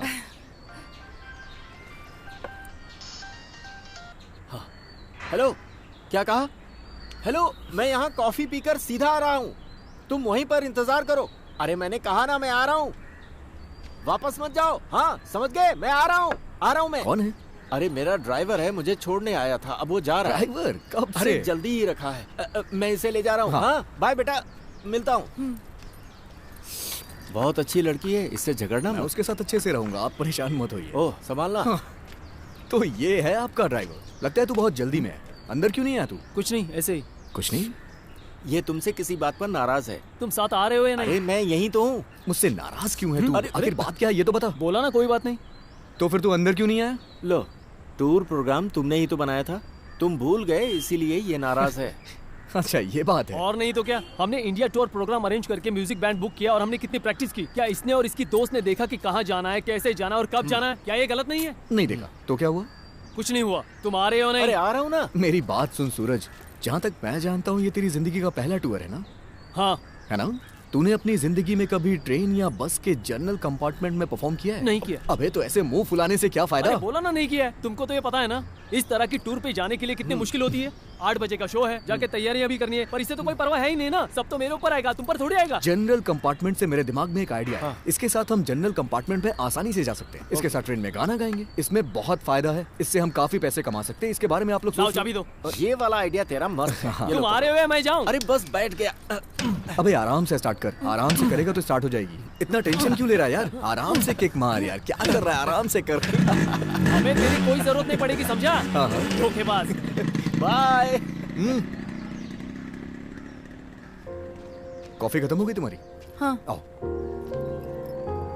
उस बात में इतनी आर्गुमेंट करने की क्या जरूरत थी? आराम से बात कर सकते थे ना? हाँ, जो भी काम आज तुमने किया मुझे बिल्कुल पसंद नहीं आया। तुम बिना सोचे समझे कुछ भी बोल देते हो। तुमने कहा था कि वो सब सामान कोई चीज नहीं है। तुम पेंसिल अपने कानों में लगा कर रखते हो और फिर उसी से पेज पलटते हो। कितना डिस्गस्टिंग है। इंसान में टैलेंट होना चाहिए, लेकिन उसमें इस तरह का ईगो नहीं होना चाहिए। और कितना टाइम लगेगा बेटा? बस हो गया है मौसी, थोड़ा और। लगता है इसे बनाना ही नहीं आता, इसलिए देर लग रही है। हाँ। अच्छा ये बताइए, आपका पोता कहाँ है? कहीं काम पर गया है, आता ही होगा। हाँ मौसी बताइए कैसी है? शक्ल तो उनके जैसी नहीं है, लगता है तुमने किसी और को बना दिया। ये आपके ही पति हैं। 15 साल पुरानी फोटो है ये उनकी, शायद इसीलिए आप इन्हें पहचान नहीं पा रही हैं। ध्यान से देखिए, है ना? बड़े हो गए होंगे। हाँ, अगर आप कहिए तो और जवान बना दूं। यही रुकना, कुछ खाने के लिए लाती हूँ। हाँ। लकी आखिर तुम कर क्या रहे हो? तुमने देखा नहीं क्या? हाँ, कैसी अजीब अजीब हरकतें करते हो। क्यों? मैं तो आर्ट बना रहा हूँ ना। अरे वो नहीं, पेंसिल कान में घुमाते रहते हो। पेंसिल से भी प्रॉब्लम है इन्हें। अरे यार, कान में खुजली हो रही थी इसीलिए मैंने डाला था इसे। इस पेंसिल से तुम स्केच बनाते हो, तुम्हें इसकी इज्जत करनी चाहिए, रिस्पेक्ट करनी चाहिए। तुम्हें इसकी इज्जत करनी चाहिए कि नहीं? अगर तुम मेरे आर्ट वर्क के बारे में बात करोगी तो मुझे समझ में आएगा। अब तुम ये कहो कि पेंसिल, कैनवस, ब्रश इन सब की इंसानों की तरह इज्जत करो तो ये मुझसे नहीं होने वाला है। अच्छा सुनो, फॉर एग्जाम्पल तुम्हारे हाथ में ये जो किताब है ये सिर्फ किताब है ना। अब तुम इसे भगवान समझो तो गलत है ना ये। Of course not. देखो, किताबों से हम काफी कुछ सीख सकते हैं। किताबें लाइफ बनाती हैं और बिगाड़ती भी है। नहीं, मैं भी तो देखूं इस किताब में कहाँ लिखी है इस तरह की बातें। क्या कर रहे हो? थूक क्यों लगा रहे हो पेज पे? थूक लगाए बगैर पेज को कैसे पलटेंगे? मुझे यही करना आता है और सब लोग यही करते हैं। सच कहूं तो मेरे पिताजी ने ऐसा किया होगा, मेरे पिताजी के पिताजी ने ऐसा किया होगा, उनके भी पिताजी ने ऐसा ही किया होगा।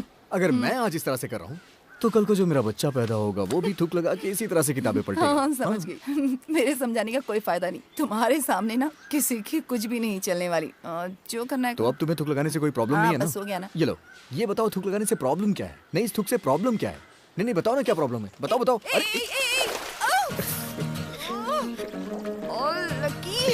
थूक लगाने के चक्कर में तुम पानी में गिर गई। 1 मिनट दे रहा हूँ। जल्दी 1 मिनट दे रहा हूँ, रुको। अरे भगवान, पता नहीं इस पानी में किसने किसने थूका होगा। चले, मेरा हाथ पकड़ो। आ जाओ आ जाओ, आराम से आराम से आराम से आराम से आ जाओ।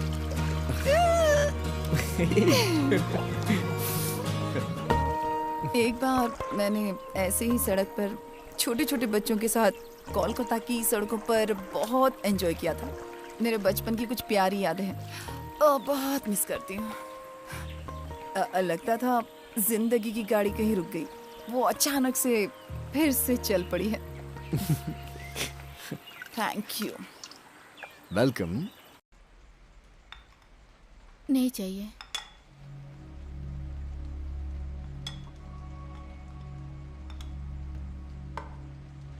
अगर ऐसा है तो हम ये सब भी बंद कर देते हैं। कल से मैं खाना बाहर ही खा लिया करूंगा। अब मैंने ऐसा क्या कर दिया? जानकी, जाके मेरे रूम की खिड़की बंद कर दो। फातिमा, तुम बहुत ज्यादा बदल रही हो। हमने तो अच्छे दोस्त की तरह अलग होने का फैसला किया है ना। तुम्हें बताने के बाद ही मैंने सारे पेपर्स फाइल किए थे, लेकिन तब से तुम कुछ अलग ही बर्ताव कर रही हो। देखो ना, कितने दिन बीत गए हैं, तुमने मेरी आंखों में आंखें डालकर ठीक से बात भी नहीं की। फातिमा, मैंने तुमसे कोई बात नहीं छुपाई है और शादी से पहले तुम्हें सब कुछ बता भी दिया था, मेरी जिंदगी में क्या क्या हुआ था, सब कुछ। और यह भी कहा था कि हमारी मैरिड लाइफ अच्छी नहीं होगी। तुम्हारे साथ शादी के लिए हाँ कहना ही बड़ी गलती थी मेरी। मैंने कहा भी था कि अलग होना ही हम दोनों के लिए अच्छा रहेगा। मेरे लिए अच्छा रहेगा? दिल से कहो कि ये सब तुम मेरे अच्छे के लिए ही कर रहे हो। मैंने सिर्फ तुम्हारे लिए ही उन पेपर्स पे साइन किया था। मुझे लगा कि तुम्हें खुशी होगी। तुमने जो कहा सही है। तुमने मुझसे कभी कुछ नहीं छुपाया। मैंने चैलेंज समझ के तुम्हारे साथ निकाह के लिए हाँ कर दी। तब मुझे लग रहा था कि मैं तुम्हें बदल दूंगी, पर मैं ऐसा नहीं कर पाई क्योंकि तुम बदलना ही नहीं चाहते। मेरी सोच ही गलत थी। हम यहाँ वो बिल्ली और फोटोज लेकर आए ताकि तुम्हारी यादें तुम्हारे साथ हो। अकबर, तुम अपनी पुरानी यादों के साथ ही जीना चाहते हो और मेरे यहाँ रहने से तुम्हें तकलीफ होती है। तभी तो तुम मुझे तलाक देना चाहते हो ना अकबर। इसलिए मैं भी तुम्हारी मदद कर रही हूँ।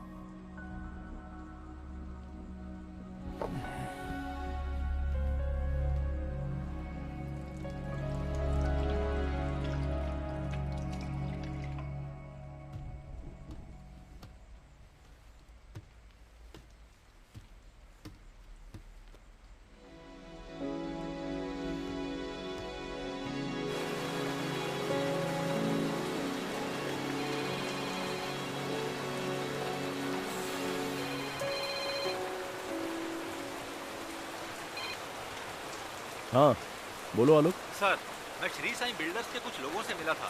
उनकी एमडी सिर्फ आज रात ही शहर में है। वो कल दुबई के लिए निकल रही हैं। और वो कम से कम 2 हफ्ते बाद वहाँ से लौटेंगे। अभी वो अपने गेस्ट हाउस में ही हैं। उन्होंने कहा अगर काफी अर्जेंट है तो आज मिल लेते हैं। हम आज ही उससे मिलेंगे। मैं बस 10 मिनट में रेडी हो जाऊंगा। Okay sir. तुम यहाँ आकर मुझे पिक करो। Okay sir. ओके, आ जाओ।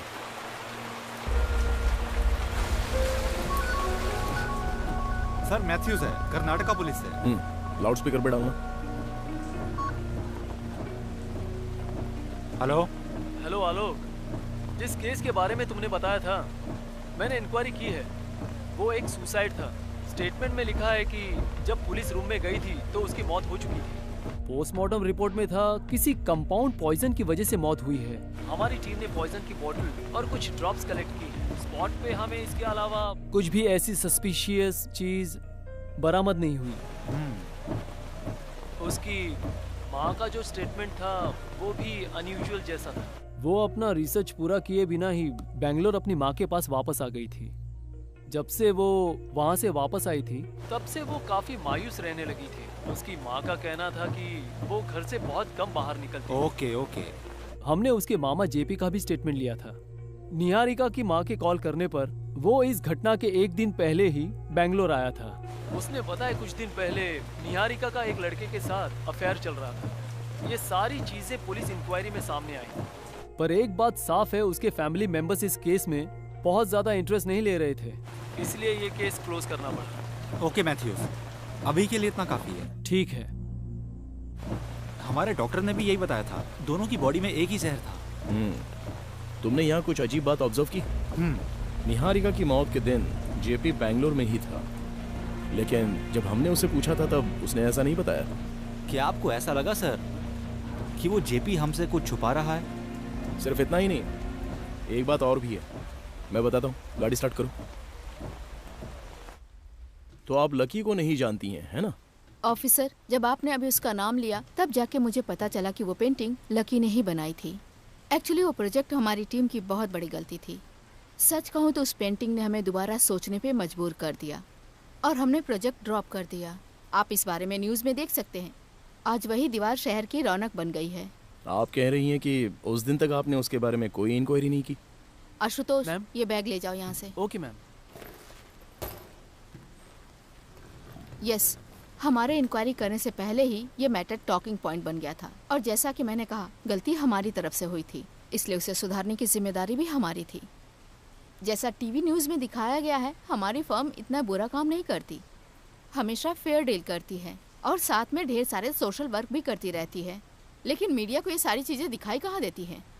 वैसे यहाँ से जाने के बाद आप वापस कब आएंगी? मैम, ये जयप्रकाश है ना? हाँ जी। जयप्रकाश को आप कैसे जानती हैं? जेपी मेरे बहुत अच्छे फ्रेंड है और बहुत अच्छे वेल विशर भी। जेपी कुछ दिनों के लिए बैंगलोर चले गए थे, इसलिए उनकी बहन भी वहीं सेटल हो गई। हमारी मुलाकात वहीं हुई थी। आप भी बैंगलोर में रहती थी? हाँ जी, मैं भी पहले वहीं रहती थी। यहाँ का इंचार्ज मेरा एक पार्टनर था, मुझे उससे कभी कोई प्रॉब्लम नहीं हुई। आपका वो पार्टनर जेपी था? ऐसा नहीं है, वो बस मेरे एक अच्छे दोस्त और वेल विशर हैं, बस इतना ही। Okay miss Sai Priya, thanks for your time. वैसे आपको तकलीफ हुई हो तो sorry. No worries at all. मुझे वापस आने में 1 महीना लग जाएगा, इसलिए मैंने आज मिलने को कहा था। ओके। जेपी से इसका कुछ ना कुछ कनेक्शन जरूर है। उसने जो कुछ भी बताया उसमें कुछ गलत नहीं है।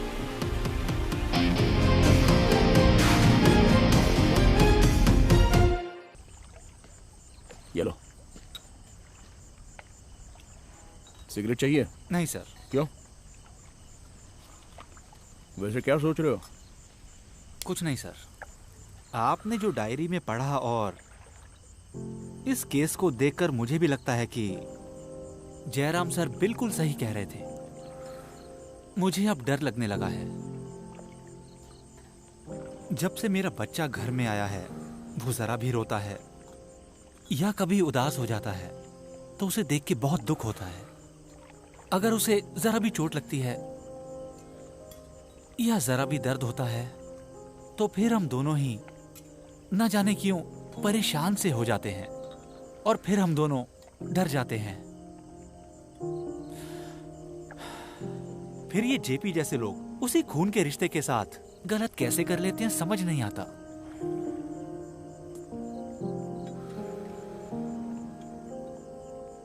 अगर बच्चे के साथ कुछ गलत हो तो पेरेंट्स को ध्यान देना चाहिए ना।।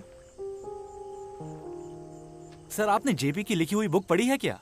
अपने आप को देवता बताता है। इसकी तो उसे बाद में देख लेंगे, अभी चलो।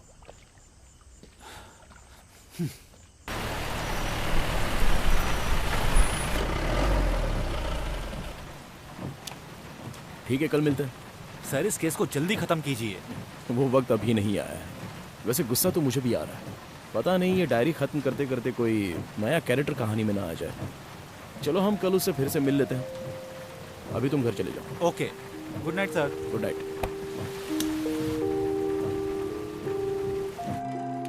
लकी, तुम्हारी तरह लोगों की जिंदगी भी एक खुली किताब है। तुम्हारी ये सोच गलत है, तुम्हें इसे बदलना होगा। तुम्हें अपनी प्राइवेसी की वैल्यू करनी चाहिए।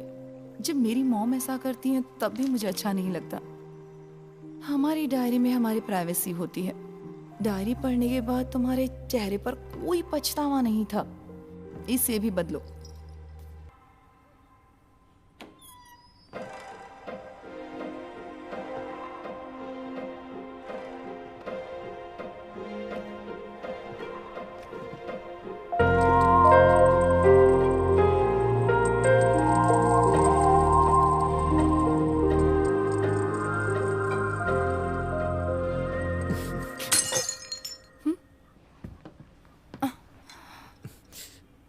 नहीं, रहने दो, कांच लग जाएगा। मैं साफ करती हूँ। अरे नहीं, कोई बात नहीं। मैंने कहा ना मैं करती हूँ। हटो हटो। तुम यहाँ कब आए?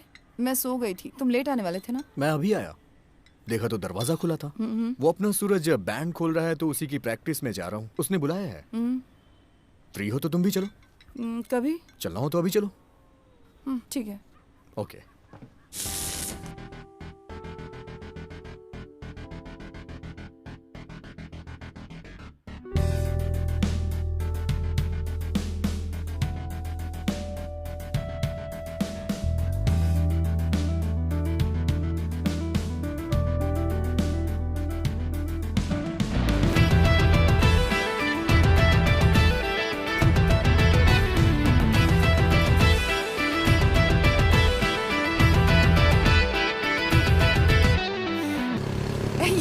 कॉकरोच, ये नाम तुम्हारे बैंड का किसने रखा? जब उन लोगों के पास कोई काम नहीं था ना, हाँ, तो उन लोगों ने एक गाना बनाया था कॉकरोच। इसी से बैंड का नाम भी पड़ गया। उन लोगों का घर कहाँ है? वो आज का बर्थडे बॉय था ना, रोहन। हाँ। सुरभि और रोहन दोनों अनाथ आश्रम में ही पले बड़े हैं। हाँ। जब मैं उनके साथ घूमता था तो शिव सर मुझे यहाँ लेके आए थे। उनमें काफी टैलेंट है, तभी तो उनकी फैन फॉलोइंग है। तुम्हें पता है कल वो टूर पे जा रहे हैं बैंड परफॉर्म करने के लिए। अच्छा। हाँ। वैसे वो रोहन ना मुझे कुछ अजीब सा लग रहा था। हे, उसे बुरा इंसान मत समझो यार, वो बहुत अच्छा लड़का है। मेरी तरह उसकी भी कोई फैमिली नहीं है, लेकिन हम खुश हैं।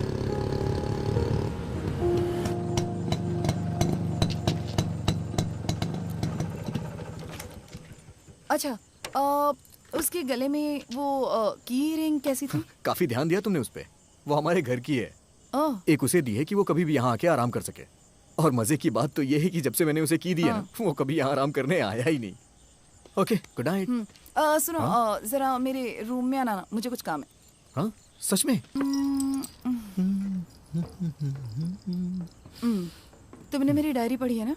हाँ पढ़ी है, लेकिन मुझे ज्यादा पसंद नहीं आई। मारूंगी तुम्हें। डायरी में पर्सनल चीजें होती हैं, उसे हर कोई नहीं पढ़ सकता। अगर दोबारा ऐसा किया ना तो ठीक है बाबा, नहीं पढ़ूंगा अब। हम अभी तो अच्छे दोस्त बने, धीरे धीरे और चीजें शेयर करेंगे। पर इस डायरी की वजह से दोस्ती खत्म नहीं होनी चाहिए। जब मुझे भरोसा हो जाएगा कि तुम उस डायरी को पढ़कर समझ सकते हो, तो मैं खुद तुम्हें वो दूंगी। तुमने जो अभी कहा बिल्कुल सही कहा। क्या? हमें हर चीज शेयर करने की आजादी होनी चाहिए। तो क्या? तो ये है कि मैं यहाँ जा रहा हूँ सोने, और आज तुम्हें ये बेड मेरे साथ शेयर करना पड़ेगा। ऐसे? इधर आओ। चलो भी। चलो आओ ना। उठो।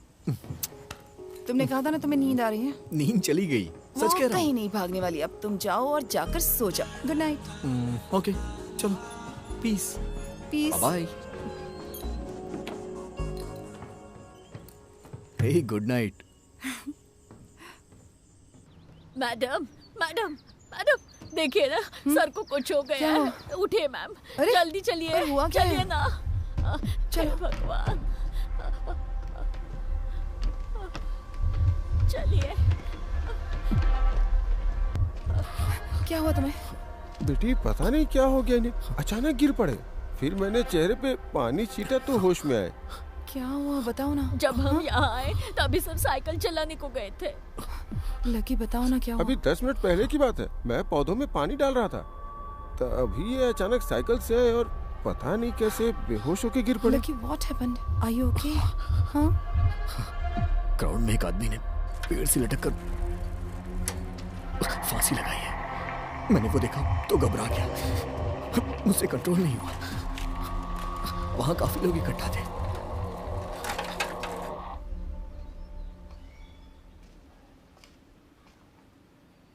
सो गए क्या? ऐसा कई बार हो चुका है। जब से इनकी माँ की मौत हुई तब से ये बहुत डरे रहते हैं, इसलिए शिवा सर हमें यहाँ लेकर आए। आंटी है आपके पास शिवा अंकल का नंबर है? नंबर शायद उनके पास होगा, मैं देखती हूँ। नेक्रोफोबिया मतलब मौत या मौत से संबंधित अंतिम यात्रा, जैसे कि किसी समाधि या चिता या लाश को देखकर अचानक आपके अंदर पैदा होने वाला एक प्रकार का डर, किसी भी साधारण घटना को देखकर घबरा जाना, ये सब इसी फोबिया के लक्षण हैं। अगर लकी ये सब देखता है तो वो अक्सर बेहोश हो जाता है, उसे सांस लेने में परेशानी होती है और पैनिक अटैक्स आते हैं। ये फोबिया कोई नॉर्मल फोबिया नहीं है, इट्स कॉम्प्लिकेटेड। इस डर को दिमाग से बाहर निकालने के लिए आजकल कई ट्रीटमेंट्स अवेलेबल हैं। इसी डर को बाहर निकालने के लिए मैंने उसे आर्ट की तरफ डाइवर्ट कर दिया था। उसे ड्राइंग करना बहुत पसंद था। कई मरीज इससे ठीक हो चुके हैं। कला इंसानी दिमाग को बदलने की बेस्ट थेरेपी है, दैट्स साइंटिफिकली प्रूवन। लकी के केस में हमने ऐसे ही किया। उसकी मम्मी की मौत के बाद हमें लगा कि वो ठीक हो जाएगा। असल में वो सिर्फ नेक्रोफोबिया का ही शिकार नहीं है, वो टेनेटोफोबिया से भी जूझ रहा है। It's called death anxiety. अपनी मॉम की मौत देखकर लकी के दिमाग में ये डर बहुत बुरी तरह से समा गया है, और ये कंडीशन ऐसी भी नहीं है कि ठीक ना हो, but it will take time. तुम्हारे अंदर का डर देखकर मैं भी काफी घबरा गई थी लकी। मैं उम्मीद कर रही थी कि तुम जल्दी ठीक हो जाओ। लकी, आज तुमने जो भी किया ना वो सच में बहुत डरावना था। जो सीक्रेट्स मैं अपनी मॉम से शेयर नहीं करती वो तुमसे किए, और वो तुम सबको बता रहे हो।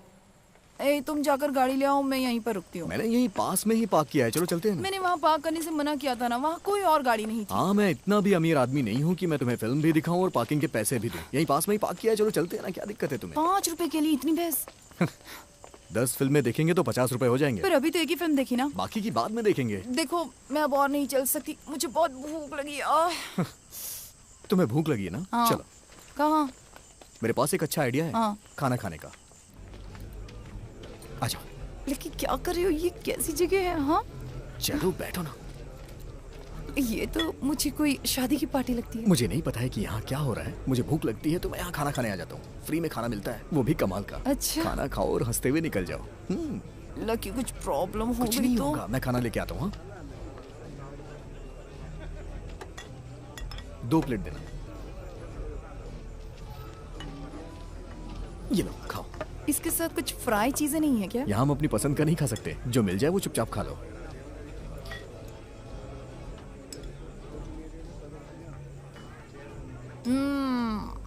मस्त है। तो फिर पेट भर के खाओ।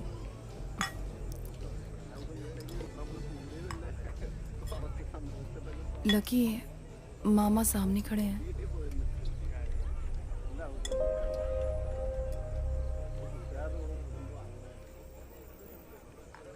क्या करें? अरे जाने दो ना।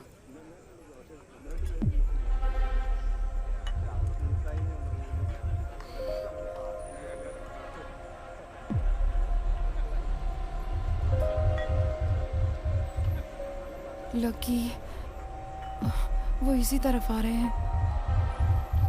नेहा, मुझे तुमसे बात करनी है, सिर्फ तुमसे। कोई बात नहीं, मैं बात करके आती हूँ।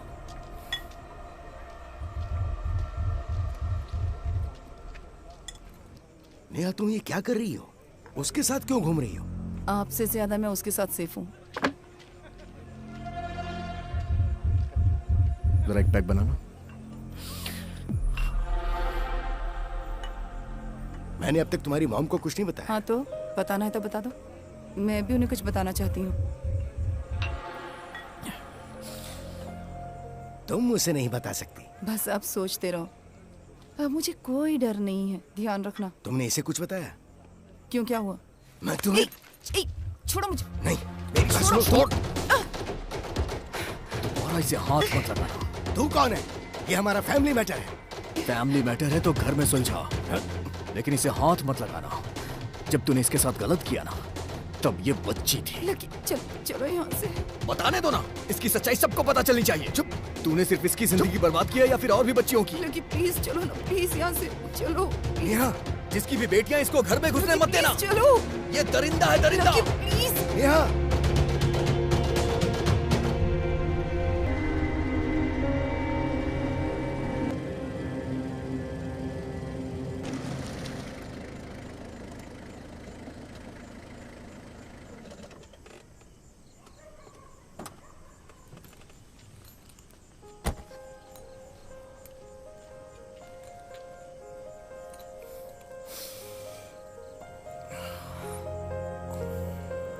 लकी एक बात समझ लो, हर इंसान तुम्हारी तरह एक खुली किताब नहीं होता।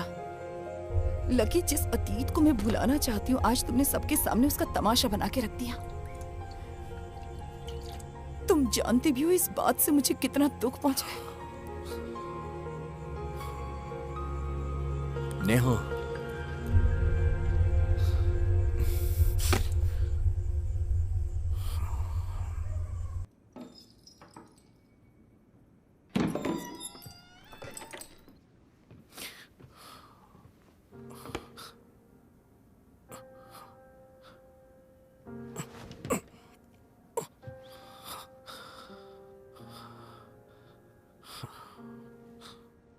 इतना सब हो जाने के बाद मैं उसके साथ कैसे नॉर्मली बिहेव करूं, समझ नहीं आया। मैंने जो कहा वो गलत नहीं कहा। सब कुछ तुम अच्छी तरह से जानती हो, उसके बाद भी कह रही हो कि मैं उसके साथ नॉर्मली बिहेव करूं। ऐसा कैसे हो सकता है? आज अगर तुम मुझे वहां से लेके नहीं आती तो उसको मैं वहीं सबके सामने मारता। उसकी सच्चाई जानने के बाद मुझे फर्क नहीं पड़ता है कि लोग मेरे बारे में क्या सोचेंगे, और मैं इसकी परवाह भी नहीं करता। तुमने देखा ना तुम्हारे साथ उसने क्या किया। लेकिन जब मैंने वो सब देखा तो मुझसे रहा नहीं गया। उसकी हिम्मत कैसे हुई तुम्हें हाथ लगाने की? वो क्या कोई भी तुम्हें मेरे सामने हाथ नहीं लगा सकता है? मैं उसके हाथ तोड़ दूंगा।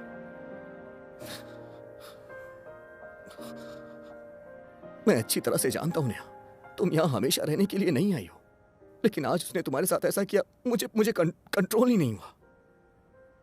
लेकिन एक बात जान लो, इस दुनिया में तुमसे बढ़कर मेरे लिए कोई नहीं है।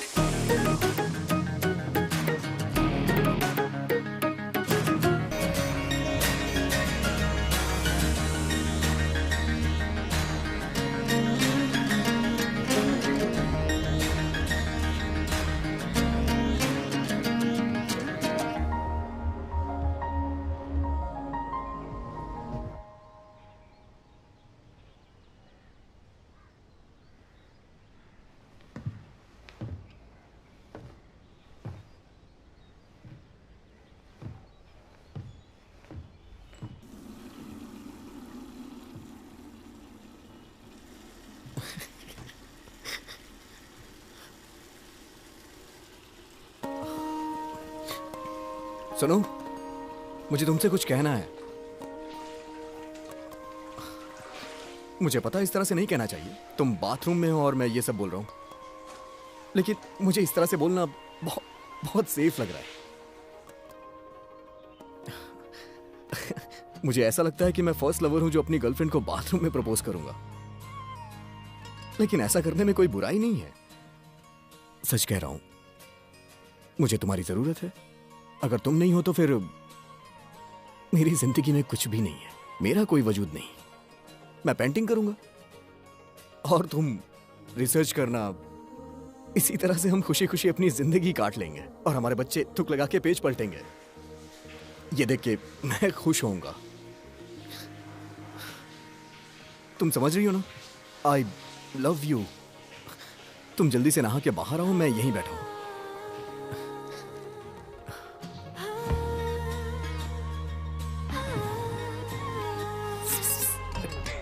तुम्हें कम से कम आंटी की उम्र के बारे में तो सोचना चाहिए था ना। पता नहीं वो बेचारी क्या सोचेंगी।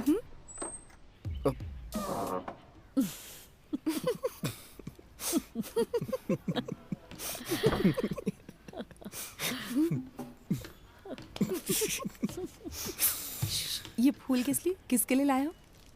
ये मैं माली से सस्ते में खरीद के लेके आया हूं। ऐसा है क्या? हाँ। चाहिए? मुझे नहीं चाहिए। अरे लो ना। रहने दो, जाओ। लो ना। नहीं चाहिए। तुम्हें पसंद है ना ये? तो ये फूल प्रपोज करने के लिए ले आए हो? हाँ। हाँ? हम शादी कर लें क्या? जरूरी है क्या? मुझे तो जरूरत नहीं है, लेकिन दुनिया वालों के लिए। हाँ।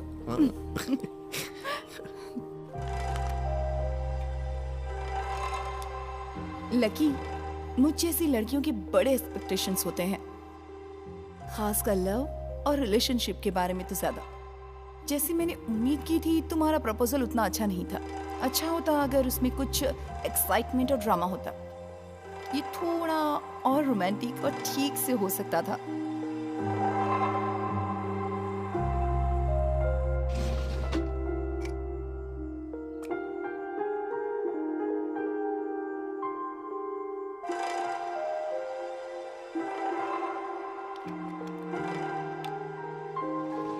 लकी, तुम कोई सुपर हीरो नहीं हो, पर मैं चाहती हूँ तुम बन जाओ। अगर तुम मुझे एक आर्टिस्ट बनाना चाहते हो तो ये सपना कभी सच नहीं हो सकता। उस सपने के बारे में तो तुम भूल ही जाओ। इस बात से तुम्हें परेशान नहीं होना चाहिए। मुझे तुम्हारे अंदर के आर्टिस्ट से नफरत है, क्योंकि मैं तुम्हारे अंदर के इंसान से प्यार करती हूँ। लकी, तुम मुझे छोड़कर चले जाओगे? मैं कहाँ जाऊंगा? मेरी दुनिया तो यही है। आंटी और अंकल से मजाक करता हूँ, दिन भर यहीं पे पेंटिंग्स बनाता रहता हूँ और इसी में मुझे खुशी मिलती है। तुम्हारा भरोसा नहीं है, तुम कभी भी मुझे छोड़ के जा सकती हो।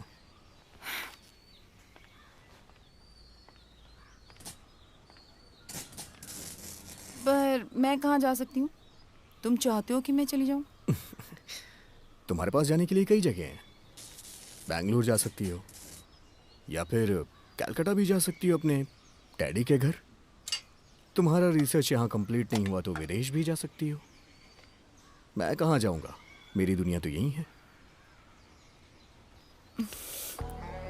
पर मैं सिर्फ तुम्हारे साथ ही खुद को सेफ फील करती हूँ, और कहीं नहीं।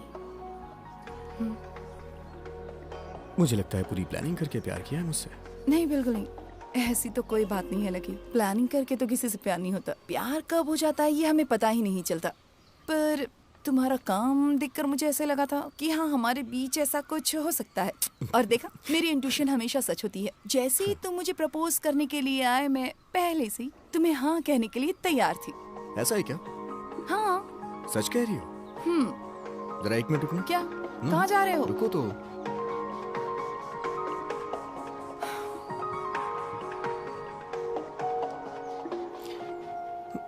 ये क्या है? हाँ? ये मेरी माँ का है। वो ये चाहती थी कि मैं इसे हमेशा अपने साथ रखूं, क्योंकि ये लकी है।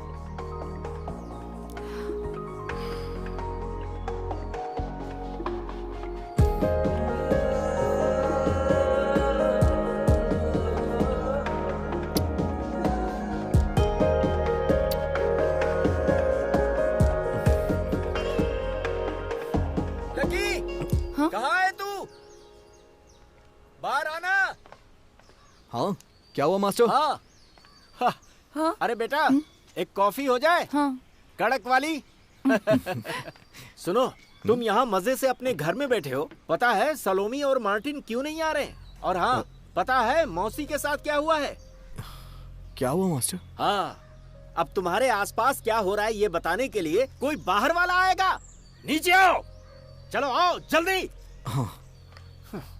बेवकूफ कहीं का। घर खरीदने वाले आ रहे हैं, हम बेघर हो जाएंगे। वो कोर्ट से ऑर्डर भी लेकर आए।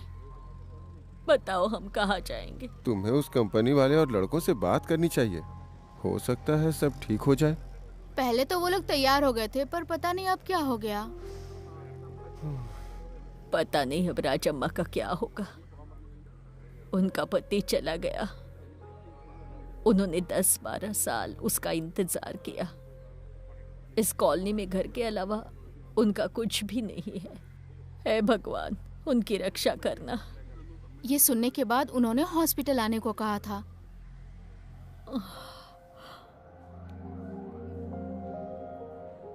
वो घर मेरे पति ने बनाया था, वो वापस आएंगे तो मुझे वहीं ढूंढेंगे।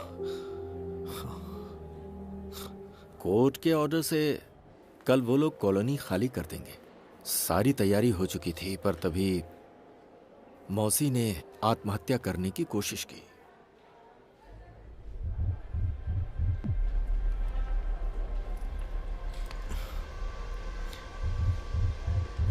कैसे हुआ ये? हमने आवाज सुनी, जब तक हम वहाँ पहुँचे उससे पहले वो कुएं में कूद पड़ी। हमें लगा वो बचेगी नहीं। उनके गिरते ही हम भी कुएं में कूद गए। उनके बाल थोड़े दिख रहे थे, वही पकड़ के बाहर निकाला।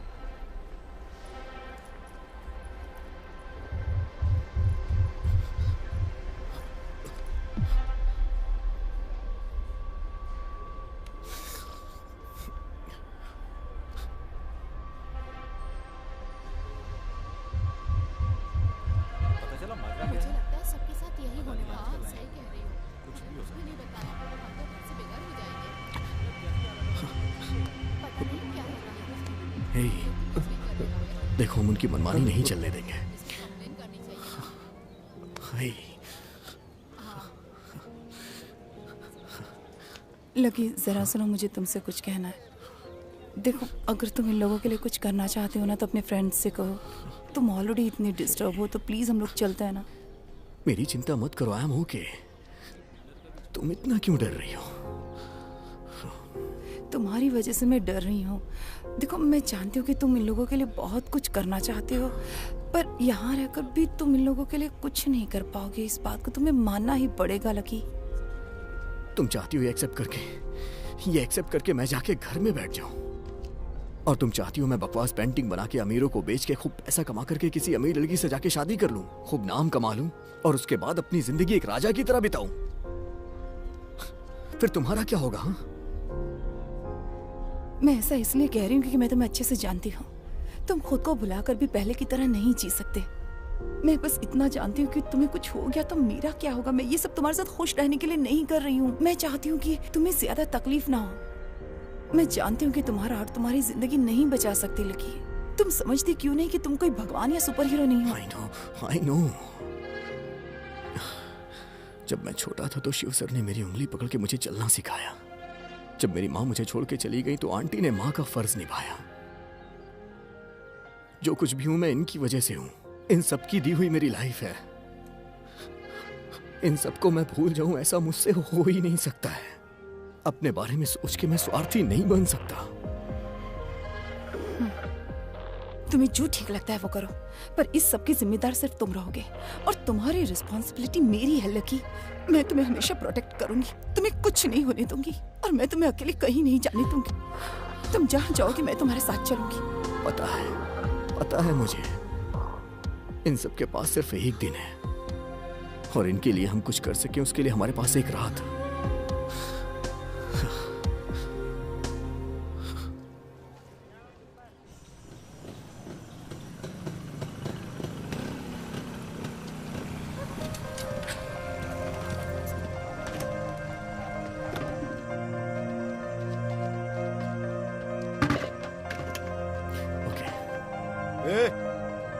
क्या हो रहा है?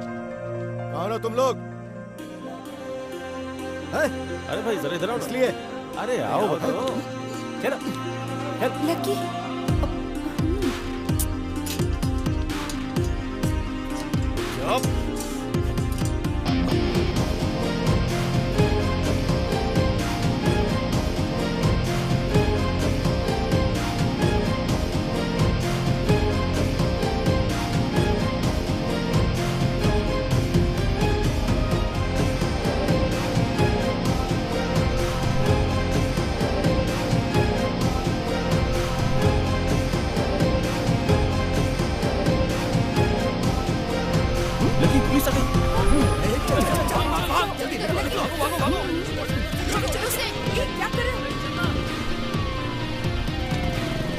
वो हमारे पीछे ही है।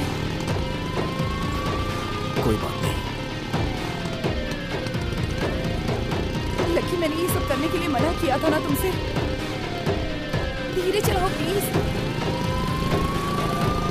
लकी आराम से प्लीज, बाइक संभल कर चलाओ प्लीज। क्या हुआ? मुझे कुछ दिखाई नहीं दे रहा है। क्या क्या कह रहे हो तुम? लकी ऐसे कैसे? लकी लकी लकी अपनी आंखें खोलो। लकी उठो। लकी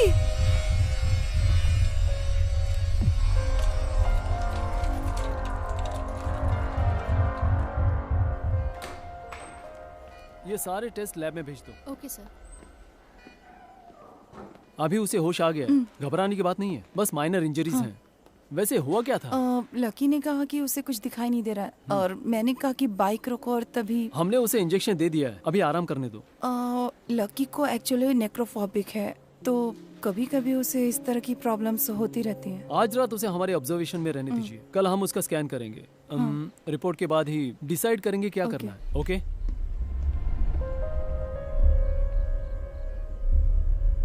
लकी ये हर चैनल पर एक ही न्यूज़ स्क्रॉल हो रही है।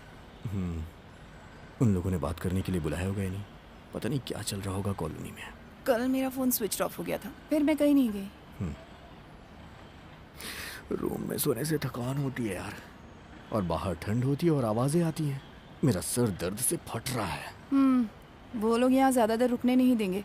देखो, अगर तुम रिलैक्स करना चाहते हो तो फिर मैं तुम्हें घर छोड़ दूं। हम उन्हें बिना बताए वहां से निकल जाएं। क्यों? कल दोपहर तक की तो बात है, फिर हम लोग निकल जाएंगे।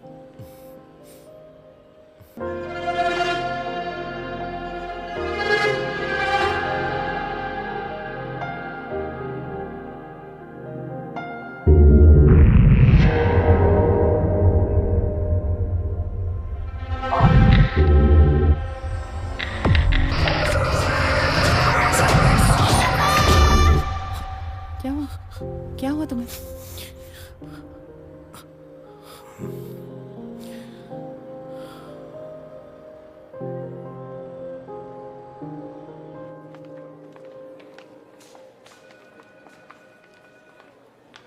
लकी की स्कैन रिपोर्ट्स आ गई? रिपोर्ट अभी नहीं आई मैम, आप डॉक्टर से मिल लीजिएगा। डॉक्टर अपने केबिन में है। Okay, thank you. क्या इस फोबिया के अलावा भी लकी को कोई फिजिकल या मेंटल इशू है? कोई ख़ास प्रॉब्लम तो नहीं है उसे। उसे तो एक्सरसाइज करना भी पसंद है, जैसे साइकिलिंग, जॉगिंग। मतलब वो फिजिकली तो काफ़ी फिट है। Do you find any symptoms of migraine? इसके अलावा मेमोरी लॉस, ऐसा कुछ महसूस किया? इस फोबिक अटैक के वक्त उसके सामने अंधेरा छा जाता है, पर इसके अलावा तो कोई प्रॉब्लम नहीं है। ये है डॉक्टर सुदर्शन, हमारे हॉस्पिटल के सीनियर डॉक्टर्स में से हैं। पेशेंट का नाम देखकर ही इन्हें पता चल गया था। लकी की माँ का इलाज भी इन्होंने किया था। We found something in scan. Second opinion के लिए ही डॉक्टर सुदर्शन को बुलाया है। क्या हुआ डॉक्टर? क्या पता चला आपको? लकी, तुमने मुझे खुद से दूर क्यों किया? तुम्हें पता है ना, मैं तुम्हारे बिना नहीं जी सकती। तुम जी पाओगे? तुमने कहा था हम साथ बारिश में भीगेंगे, और अब तुमने मुझे बारिश में अकेले छोड़ दिया।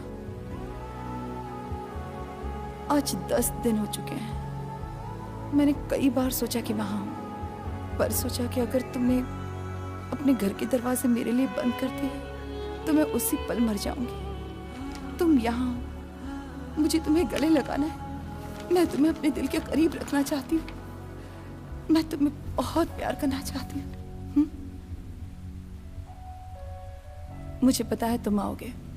I'll be waiting, missing you like hell, Neha.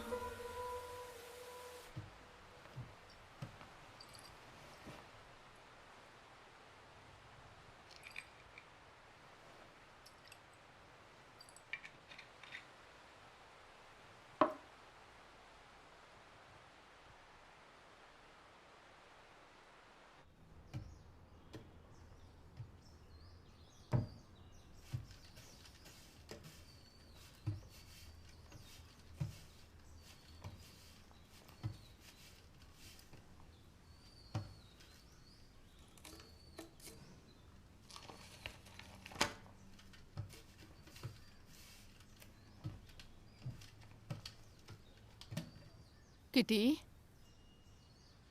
Sir, Kitty sir, sir, sir वो किटी।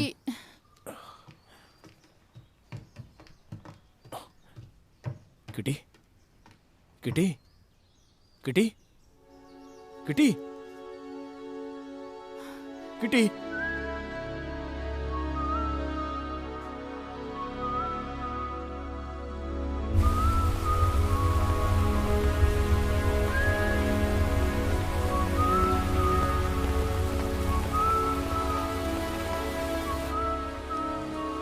मैडम, किटी की मौत हो गई।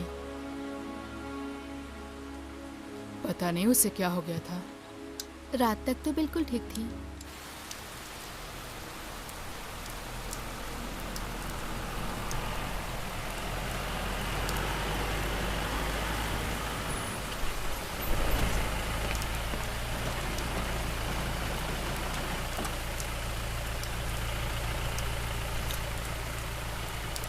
पहले जरा फातिमा हॉस्पिटल चलना। जी सर।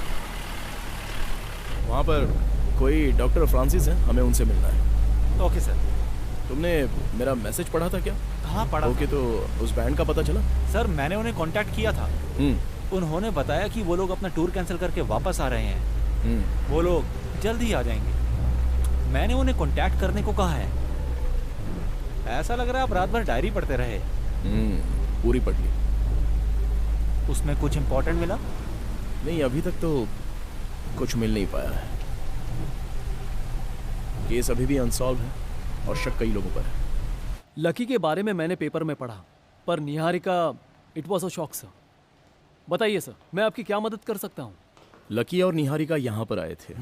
आप बता सकते हैं उस दिन क्या हुआ था? वो दोनों यहाँ एक एक्सीडेंट की वजह से आए थे। ये बात हम सबको काफी लेट पता चली कि लकी की माँ को सेरेब्रल कैंसर था और तब उन्हें कोई स्पेशल ट्रीटमेंट देने का हमारे पास वक्त ही नहीं बचा। तो उसके बाद क्या हुआ? अनफॉर्चुनेटली वैसा ही बेटे के साथ हुआ है। सच कहा जाए तो लकी का दर्द उसकी माँ से ज्यादा है। ऐसे केस में सिम्टम दिखाई दे जाते हैं। आज जो हुआ उसका कारण उसका फोबिया था। इग्नोर करना चाहिए था। आई मेंट व्हाट हैपेंड यस्टरडे। मुझे ये कहने में बड़ा बुरा लग रहा है, लेकिन मैं सच्चाई नहीं छुपाता, because there is no point in beating around the bush. हम कुछ और टेस्ट्स कर सकते हैं, लेकिन डायग्नोसिस से सारे रिजल्ट सेम ही आने वाले हैं। Not to suggest for the treatment. Am I right doctor? Yes sir. क्या हम सच्चाई उसे? नहीं, अभी रहने दीजिए। ठीक है। उसकी मेंटल कंडीशन को देखकर मैं भी यही सजेस्ट करने वाला था। एटलीस्ट जब तक पेन फील नहीं होता तब तक तो वो चैन से जी सकें। हम उसे कल डिस्चार्ज कर देंगे और बाकी की रिपोर्ट्स भी 2 दिन में आ जाएंगी और उसके बाद ही we shall decide the further step.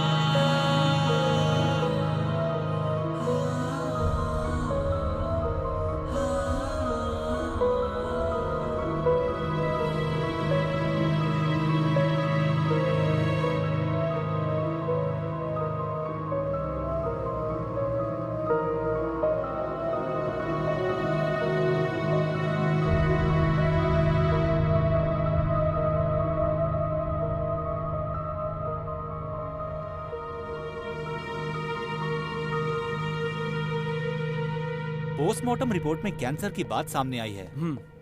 उसके बाद लकी और निहारिका यहाँ वापस आए थे? लकी उसके बाद कभी नहीं आया। निहारिका 2-3 बार वो लकी की रिपोर्ट्स लेने आई थी, पर एक बार लकी का एक दोस्त उसे ढूंढने यहाँ आया था। डॉक्टर सुदर्शन उसे जानते थे। हमने उसे लकी के बारे में सब बताया था। उसका नाम क्या था? Mister Shiva. Okay doctor. Okay, अगर जरूरत पड़ी तो हम आपको कॉल करेंगे। Thank you. Okay, thank you. Welcome. अभी सारे फैक्ट्स क्लियर हो चुके हैं सर। सिर्फ लकी और निहारिका को ही पता था कि लकी मरने वाला है। मुझे लगता है कि इसी सदमे की वजह से निहारिका ने सुसाइड कर लिया होगा और इसी बीमारी के डिप्रेशन में आकर लकी ने भी आत्महत्या कर ली होगी। सर, इन सब कंडीशंस को देखकर क्या हम लोग सुसाइड की पॉसिबिलिटी को इग्नोर कर सकते हैं? लकी के पास सुसाइड करने का कोई सॉलिड रीजन तो नहीं दिख रहा है, और उसके इस फोबिया के बारे में डायरी में लिखा भी था। जो इंसान मौत से इतना डरता है वो सुसाइड तो नहीं कर सकता। नहीं, मुझे लगता है हम कुछ पॉइंट मिस कर रहे हैं। क्या है ना सर, अगर हम उस जेपी को 2-4 डंडे लगाते हैं तो वो पक्का कुछ ना कुछ बताएगा। अरे भाई, उसने सिर्फ निहारिका के साथ गलत किया, बाकी उसके खिलाफ और कोई केस नहीं बनता है। और उसे रेपिस्ट बताकर हम उसे कस्टडी में तो बिल्कुल नहीं ले सकते, क्योंकि समाज में उसका रुतबा अच्छा है। तो बेहतर है हम थोड़ा वेट कर लेते हैं। ओके लकी, तुम मुझे यहाँ से क्यों भेज रहे हो? तुम्हें पता मैं तुम्हारे बिना नहीं जी सकती। तुम जी पाओगे? तुमने कहा था हम दोनों बारिश में साथ भीगेंगे, और उसी बारिश में तुमने मुझे अकेले छोड़ दिया।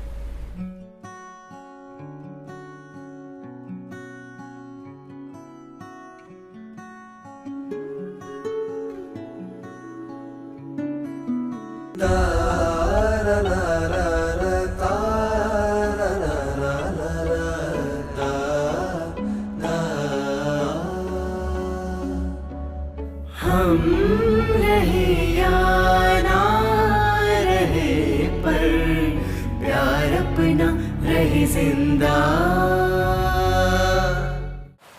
सर चाय। हाँ। कुछ खाने के लिए लाऊं सर? नहीं बस। हाँ। अच्छा, शिवा के बारे में तुम्हें कोई बात पता है? हाँ, मैंने उसकी इंक्वायरी की थी। हाँ। लगता है वो निहारिका और लकी की मौत से पहले ही किसी यात्रा पर निकल गया था। हमने उसे कांटेक्ट किया था, पर वो नॉट रीचेबल था। ऐसा पता चला कि वो यात्रा पर अक्सर जाता रहता है।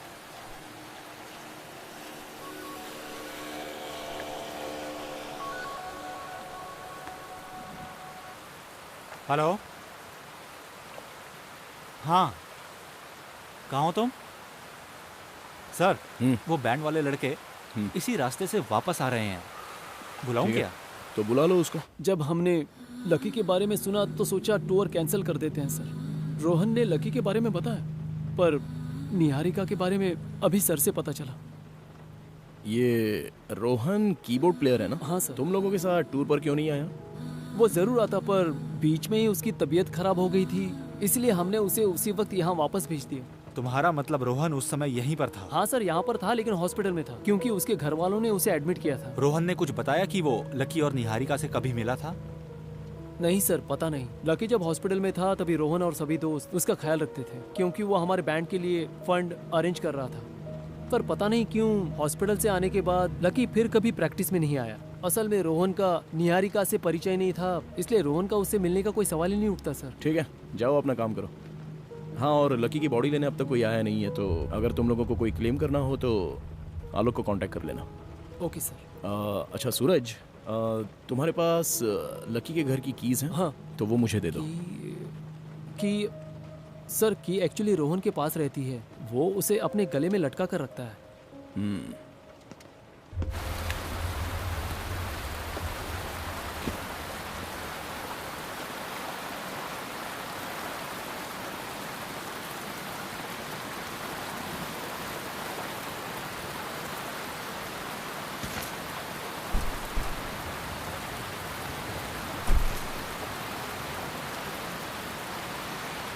सर, आपको नहीं लगता कि हमें इन पर थोड़ा सा और प्रेशर बनाना चाहिए?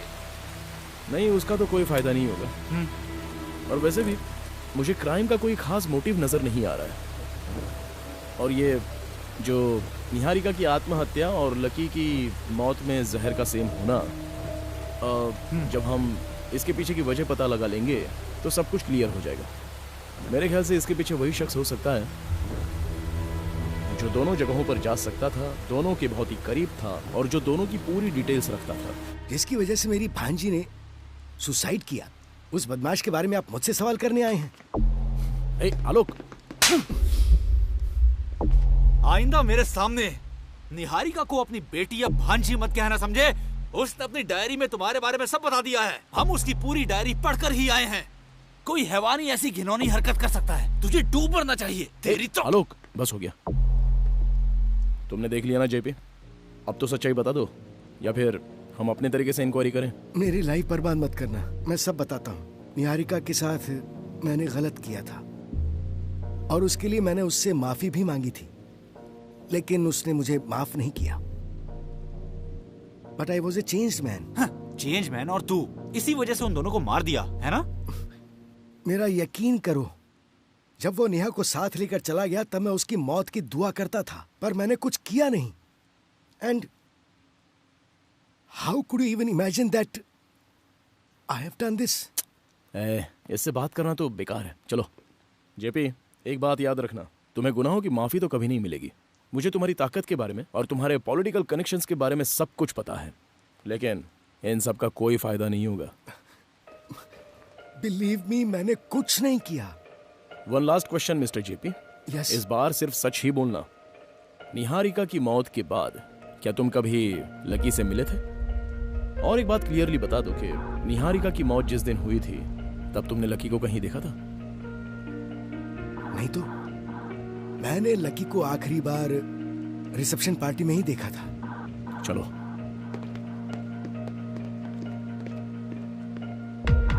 उसे मारना चाहिए था सर। अभी वो समय नहीं आया।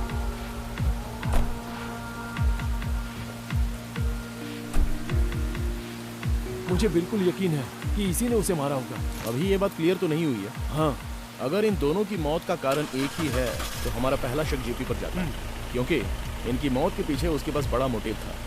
लेकिन हमारे पास अभी ऐसा कोई सबूत नहीं है कि हम उसे खूनी मान लें। जब तक सबूत नहीं मिलता तब तक वो सेफ है। अब सर, अगला स्टेप क्या है? अभी हम शिवा और कॉलोनी के लोगों से बात कर लेते हैं, उसके बाद ही कुछ डिसाइड कर पाएंगे।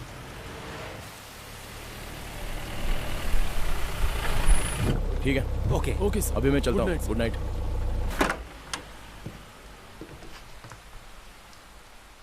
हाँ, बैठी रहो।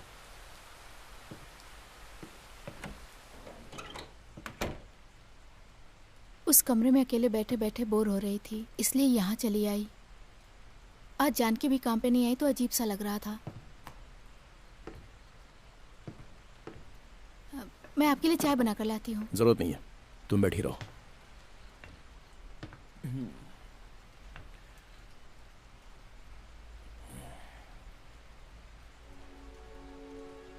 क्या तुम मुझसे अभी नाराज हो?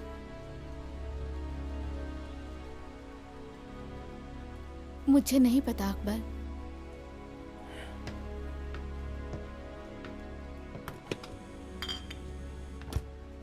क्या हुआ, इतने टेंशन में क्यों हो? जयराम सर हमेशा कहते हैं कि हमारे पास हर सवाल का जवाब नहीं होता है।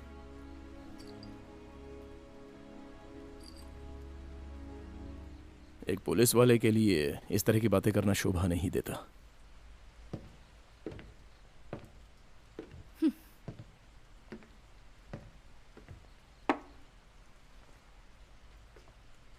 मुझे तुमसे एक जवाब चाहिए फातिमा।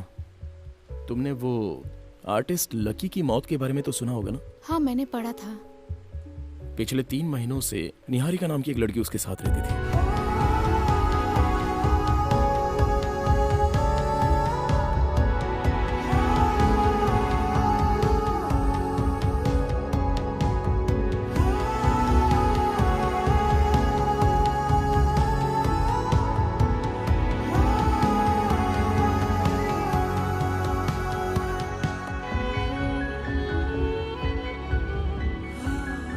लकी की मौत से 1 महीने पहले उसने बेंगलोर में सुसाइड कर लिया। वैसे लकी की लाइफ में बस कुछ ही लोग आए थे, लेकिन उन सभी के आने की अलग अलग कहानियां और अलग अलग कारण भी हैं।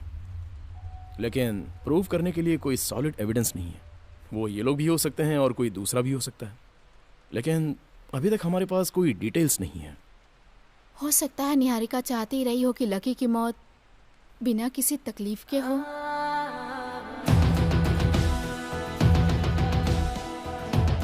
उसके बारे में सुन के लगता है निहारिका स्ट्रांग रही होगी।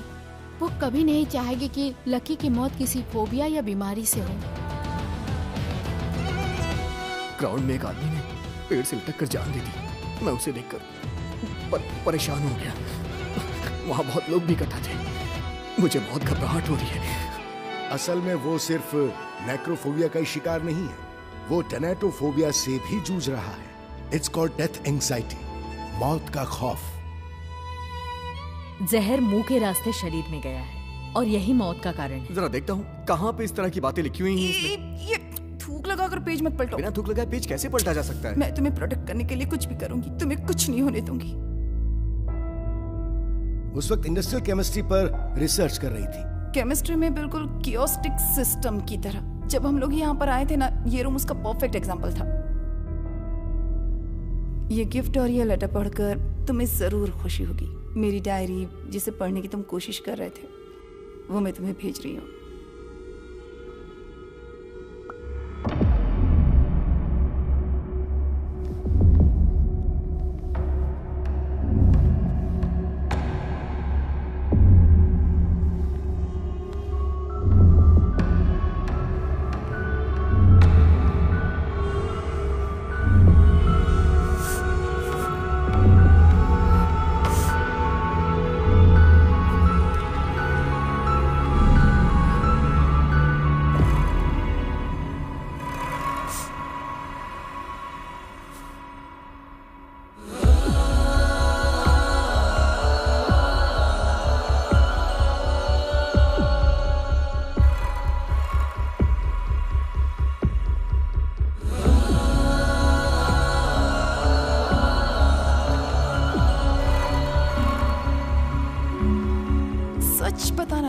तुम्हारे कितने चेहरे हैं? तुम्हारा गुस्से वाला चेहरा तब देखा था जब हम पहली बार मिले थे। बाद में तुम सीरियस हो गए और अब पूरी पिक्चर ही बदल चुकी है।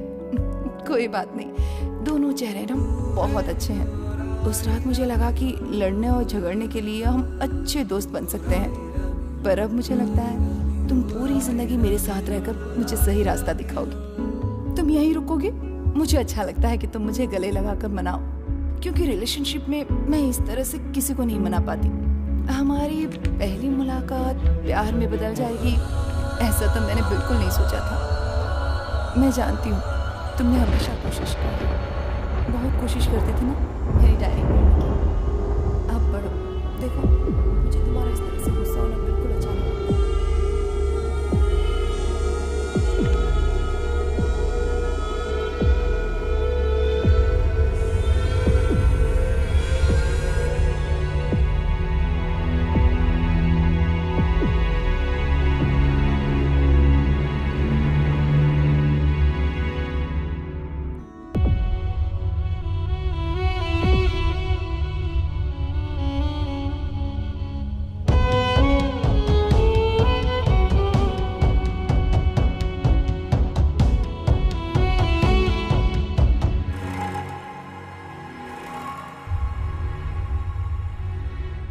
ये मार्केट में मिलने वाला कोई कॉमन पॉइजन नहीं है। उसने खुद लैब में तैयार किया था और डायरी के हर पन्ने पर वो जहर लगाया था, खास करके आखिर के 3 पन्नों पर।